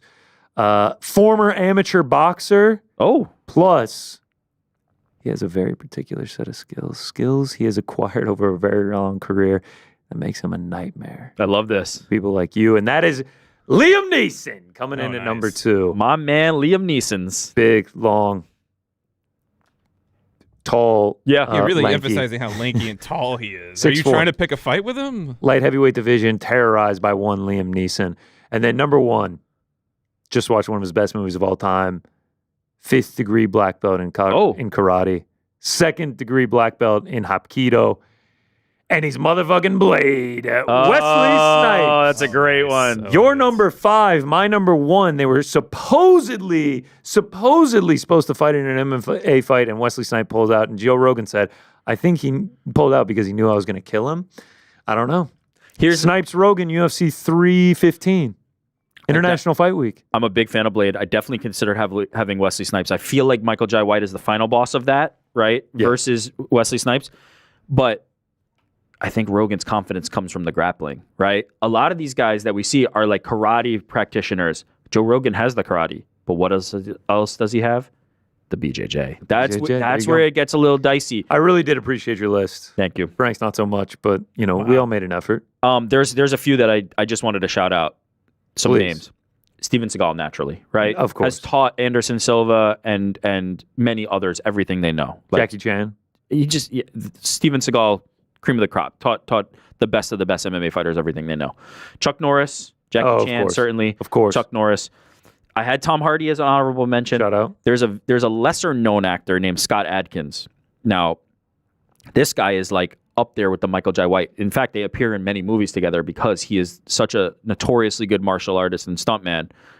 He would have been a great one. Paul Walker was a BJJ practitioner. Sarah Michelle Gellar. Wow. Buffy the Vampire Slayer is I believe a karate black belt. I believe that. Mario Lopez, big time boxer guy. Boxes all the time. He played a wrestler in AC Slater. These I feel like are starting. Jason Statham, another actor who practices martial arts. Like a high level diver, so he has the athleticism in him. And martial arts practitioner. Dave Bautista from WWE. Of course. Physical specimen, jiu-jitsu player. And then this, I would have included this one, but it didn't count because he had an actual fight. Idris Elba. Oh yeah. Had a kickboxing fight. Maybe Muay Thai, kickboxing, one of those. You want to know my physical specimen? Sneaky one? Yeah, tell me. Ed O'Neill. Oh yeah, Al Bundy, the best. BJJ black belt under Rory and Gracie. Under the Gracies. Modern Family. What is it? Not My Wife and Kids. Married with Children. Married with Children. Yeah, Al Bundy. Ed O'Neill. Legend to the sitcom game. Legend to the BJJ game. Only Rory and Gracie black belt other than the Gracie children. Yeah. So shout out to him. Good no jiu-jitsu lineage. Zuckerberg, huh? Zuckerberg? He's not on there yet. Zuckerberg could be. He's got some work to do. I mean, he's champing at the bit. I mean, he's whatever that first guy on your list name is. Yeah. Come on, show some respect to Yamaguchi. Yeah, Yamaguchi. The power thing. You look that man in the face and be like, Vladimir "You're not a fighter." Just do that for me, Rick. Just tell him. Tell his whole family. You've outdone yourself with this Yamaguchi one, was not a fighter. You have outdone yourself with this one. You just tell him. Wesley Snipes has got you, fool. The people who are going to react to this list, I wonder what they're even going to react. Like, I don't even know what's going to happen here. Can Wesley Snipes rip a phone book in half? My Rogan, Bruce Lee, Shaq, like I was definitely playing to the crowd as well. Like there's a little bit of like, I know that people are going to respond to those. Man gets locked up for your life bottom four are great. I just dangerous. don't know. I don't know the challenge, so I don't know CT. Oh man, if you only knew the whirlwind, the tornado that this man was, like just unstoppable force. There were you know how like all these reality shows they have people like breaking fights up. where like Housewives, whatever. On all these reality shows, when they're getting into an altercation, they're yelling at each other. There's always like producers that step in and they're like, "Oh no, we can't have this happen." He was so fearsome, the producers just like could not handle what was happening because he was so violent and such a load. Director Andy has some gripes with the list. She says no Keanu Reeves or Michelle Rodriguez. Yeah. Okay. Thought about Keanu. I thought about Keanu. Michelle Rodriguez. Michelle is an oversight by me. That's a great one. We did forget. We forgot Chuck Norris. No, I said Chuck Norris. Danny Trejo. I'm talking about it on the actual list. Yeah. My favorite comment is none of them are good. They're all bad. All our lists are bad. All right, so give a better list. Give it in the comments. All right, that is the pound for pound for this week. That is the UFC 309 preview. That is the Jake Paul, Mike Tyson preview as well. Did we get any questions, Frank? Anything coming? Yeah, we did. Oh, wow, here we go. Pull it up here. 1 second. Was it about who the hell are these people on Frank's list? The DXJC56 says he's going to have to watch the challenge now. Oh, please. I did win the poll of Frank's list, beating us in the poll. Well, it's not over yet, but he is beating us. It's in the poll, and you know what to do. He is beating us. That's just everyone. They're trolling, yeah. Clearly, yes, they're trolling. Just like Yamaguchi was trolling when he survived 2 atomic blasts. 2 of them. All right, so we've got Sleeto. Shout out to Sleeto, so for him, Sleeto actually has a cool little icon. Frank, the celebrity part's the part that... You know what? You named a bunch of actors who trained for movies. Like, you can't separate reality. The guys are ripping up phone books. These are murderers. The celebrity Another guy part. spent the rest of his life in prison. Again. Notoriously. We're not disagreeing as with a celebrity. Celebrity he's too dangerous for society. All right. Sleeto has a number 20 in the top right of his super chat because he has actually asked 20 super chat questions. So I just wanted to give him a little shout out for that. Sleeto, oh, for real? Yes. Wow, that's amazing. Yeah, shout out to Sleeto. You earned that. Thank you, Sleeto. His question: have you guys seen Ariel's appearance on Netflix's The Cage? It was so surreal. No, I haven't. No. LMAO, shout out to the boys. Also, Martinez v. McGee, low-key banger. Yeah. Low-key. High-key banger, actually. I haven't seen The Cage. I have not yet. I think he's like interviewing GSP or something on it. That's right. I actually remember when we had to film that. Yeah. Yeah. I need to watch that. I think Jon Jones is in that show too. Cyril Gahn. Yeah. As well. I need to watch that. We have not seen it yet, but we will. Someone in the chat said Meta World Peace. Tony McGuire. Damn, Meta's a great one. Yeah, Meta World Peace is a fantastic show. Arnold Formerly Ron Schwarzenegger. Artest. Damn, that might. You know what? I have regrets. Ron Artest, Queen's Own. That would have been one to include for me. Shout out to whoever said that. That's a great one. Kenneth NG says James Johnson would beat the brakes off of Jon Jones. Shout out. Yeah. Okay. Yeah. That's. Was that the only question we got, Frank? No. Okay. All right. Sorry for interrupting. We have a Good World. Just threw a couple of rupees our way to say "Boys in the Back" is awesome. My guy, a couple of rupees. We appreciate you, man, for real. Thank you, brother. Appreciate everyone watching. He then followed that up with another one. Mm-hmm. Jones Stipe should say goodbye at MSG NYC. Both of them just retire. Yeah. Hug it out. Lay down the gloves. That's actually not what I want. No. I think if Stipe wins, I'd like to see him retire. If John wins, then there's still fights out there for him. There's just not as much heat on Aspinall versus Stipe, right? Because, I mean, the momentum behind all this is like we want Aspinall to unify the belts, but I just feel like it's much more Jon Jones specific than it is Stipe. So I don't want to see Jon Jones walk away, but I'd definitely be okay if Stipe retired and the belt was vacated and then Tom becomes champ. Fontes perfect. Yeah, I mean, Bang I guess. Player. If it's cheap shots only, I guess.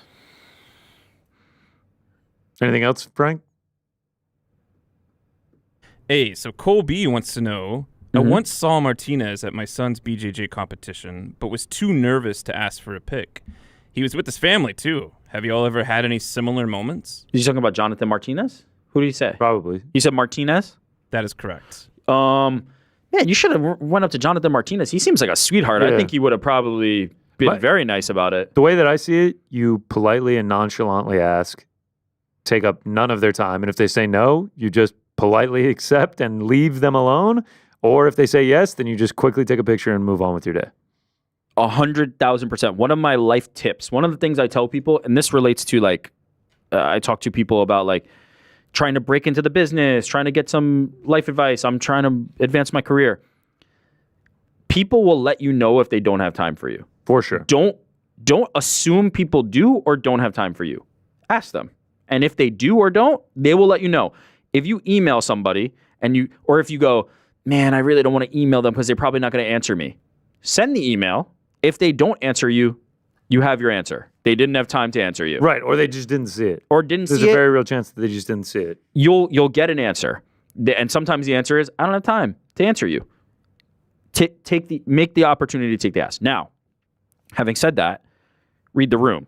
If Jonathan Martinez is out at dinner with his family and you think this is my moment, maybe reconsider. If Jonathan Martinez is at a tournament where it's like about martial arts and like he's got a free moment to the side, I would encourage you to go up to him. That was probably a good moment to do it. So read the room and then make the ask. 1,000%. Yeah. Couldn't agree with you more. Shoot your shot.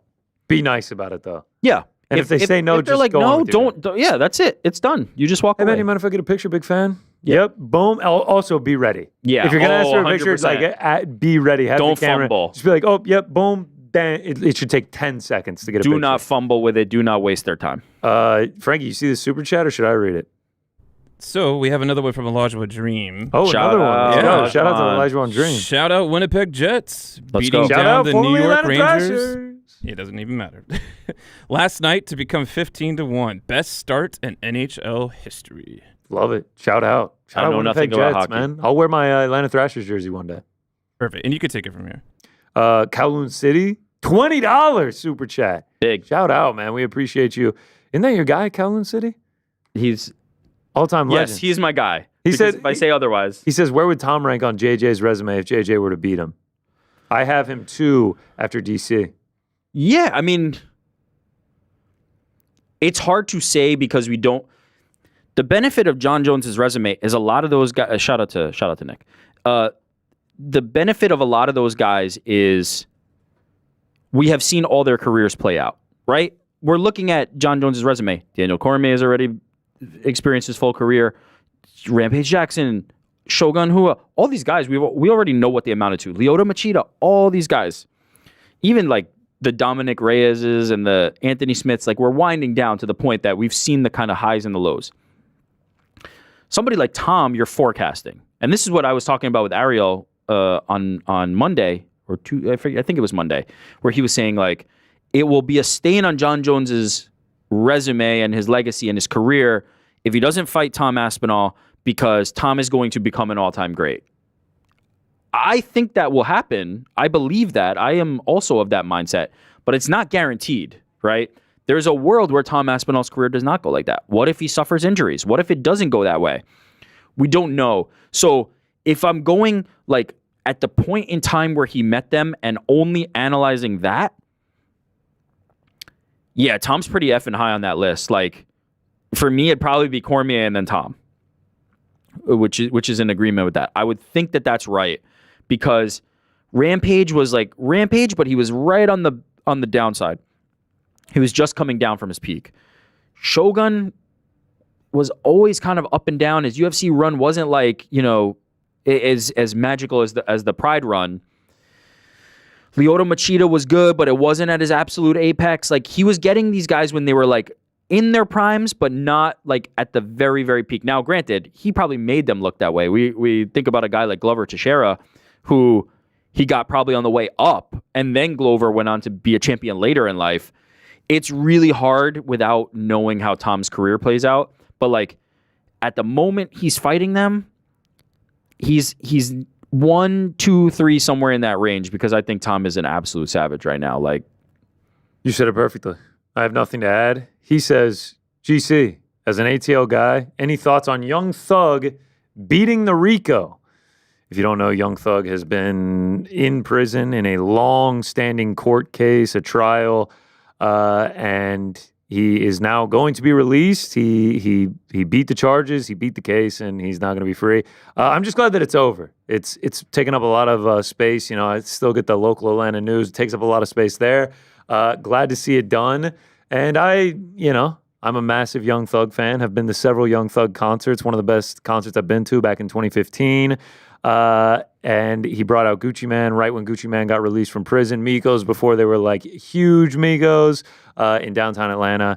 It was a fantastic concert. I'll never forget it. When he brought out Gucci, everyone was like, no way, it's Gucci. So does Gucci man. have to have a concert where he brings him out? Yeah, now that he's out Now that he's out? Now that he's out of prison, yeah, I mean, that would make sense. But yeah, I have always been a fan of Young Thug. I mean, like when Slime Season 2 came out, I was in college and best friend and everything like that. Big Young Thug fan. So hopefully we get some new music from him. I don't know if the peak is gone, you know? It's kind of like with Iron Mike. When do you stop being Iron Mike? When do you stop being Young Thug? When do you stop being Young Thug, you know? Especially when you stop being the young portion, you know? How old can you get? Yeah, that one's a little easier, right? Because it's like this is the thing that I think about when we have all the Lil rappers, right? Like, do you graduate from Lil? Or are you always Lil? You think you always have to be Lil. Yeah. But yeah, the Young Thug concert, I want to say it was like fall of 2015 at the Tabernacle in downtown Atlanta, which is an older venue. And like, I thought the roof was going to cave in when Gucci Mane came out. It was a wild night. It was fantastic. So yeah, shout out to Young Thug. As the kids say, shout out to Sex. That's another one of his... shout out to Sex. That's another one of his nicknames. El Torito with another $20 super chat. These guys are too nice, man. El Torito 94. I hope that means he was born in 94. That means we're the same age. Shout out. If Jones Stipe fight, how we expect Charles Chandler to fight. Oh, who wins? Keep it up. Met you guys in Vegas pre-show. Shout out to you, El Torito 94. Thank you for watching. That might be Stipe. Thank you for saying what's up. So he's saying like if it's just pure if chaos, they just step in the middle, Charles Chandler but they do that in Jones Stipe, who wins? I'm going to say Stipe too. I think the power is on his side. Yeah. I think just the fearlessness. Like Jon Jones is more of a cerebral fighter. All his like finishes like that, for the most part, are more like breaking somebody down to the point that they just don't have anything to be able to defend themselves. I don't know. I guess Stipe, but there's no world where I see that happening. Yeah, I don't think that's going to happen. I think they're going to come out, game plans, tentative. Y-Band Craft said Wonder Boy never became Wonder Man, so it's a good point. Yeah, sometimes you have to stick with it. I'm seeing here from On Air Jordan, and I don't know if we have the video of this, but we do have some quotes. We have some quotes from Media Day. Jon Jones just appeared. I believe he was on 2 hours ago. Oscar Willis, shout out, friend of the show, friend of mine, said this is a... There it is right there. From the Media Day. Jon Jones says he's relieved the old gloves are in use for UFC 309 after he tried the new ones in training and found them uncomfortable. So that lends credence to the idea. He said, I'm not using the new gloves. Johnny Bones. He said, I'm not using the new gloves, man. Yeah. We also have some other select quotes from him. Jon Jones says he does. This is Championship Rounds has a tweet here where they say Jon Jones says he does not want to do business with quote unquote asshole Tom Aspinall. He's just an asshole. Bro, if you had a little bit more respect, maybe we could have worked something out. I don't even want to do business with him. So Jon is taking the stance that he does. It's not that just that he doesn't want to fight Tom. He just doesn't even want to do business with him. Now, granted, we've heard this before from other fighters. I believe that Dustin Poirier, when asked about Colby, that was one of his like things. He's just like, I don't want to help him. Tom Aspinall. No, listen, I'm not saying that it's true or false. I'm just saying we have heard that as a thing before. We also have another tweet from Championship Rounds. Jon Jones explains why he isn't quote unquote ducking Tom Aspinall. This should be good for all the people out there who believe Jon Jones is ducking.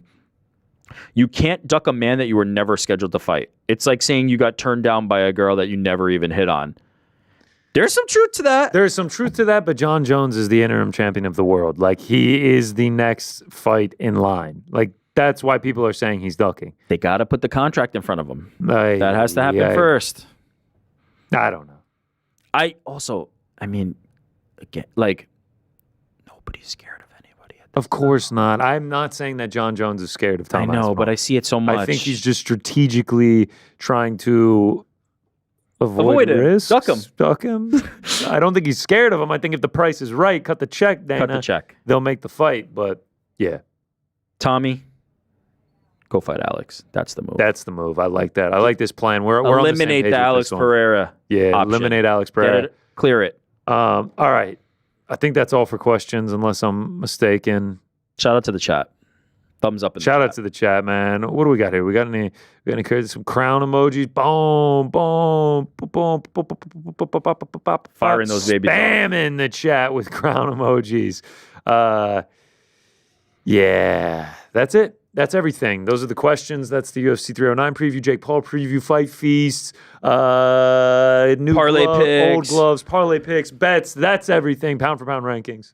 We have some things still coming this week, though, which I think are important to remember. Tomorrow, The crack. not Friday, but tomorrow in our usual slot. We moved up a day. The crack is moving up a day. Live 1 p.m. tomorrow. Pizzi and Pals are going to have some good UFC 309 and Jake Paul, Mike Tyson stuff for you on the crack tomorrow. And then Friday, me and this guy, we're back. Oh, yeah. We're right back. here. We're back Friday. We're back Saturday. I'm sleeping at the office on Friday night and just going to wake up, grab a bagel and coffee, come back for UFC 309. It's a beautiful weekend in combat sports. I'm so excited, It's a beautiful weekend in combat sports. I can't wait. I love that it's on 2 separate nights. The world will be taken over by combat sports on Friday and Saturday. There's something special about a Jon Jones fight week. There's just something in the air. Mike Tyson is back. And there's something special about a Mike Tyson fight week. And we get both on the same week. I absolutely love it. Can't wait. And that's about all I got, man. Yeah, That's that was it. fun.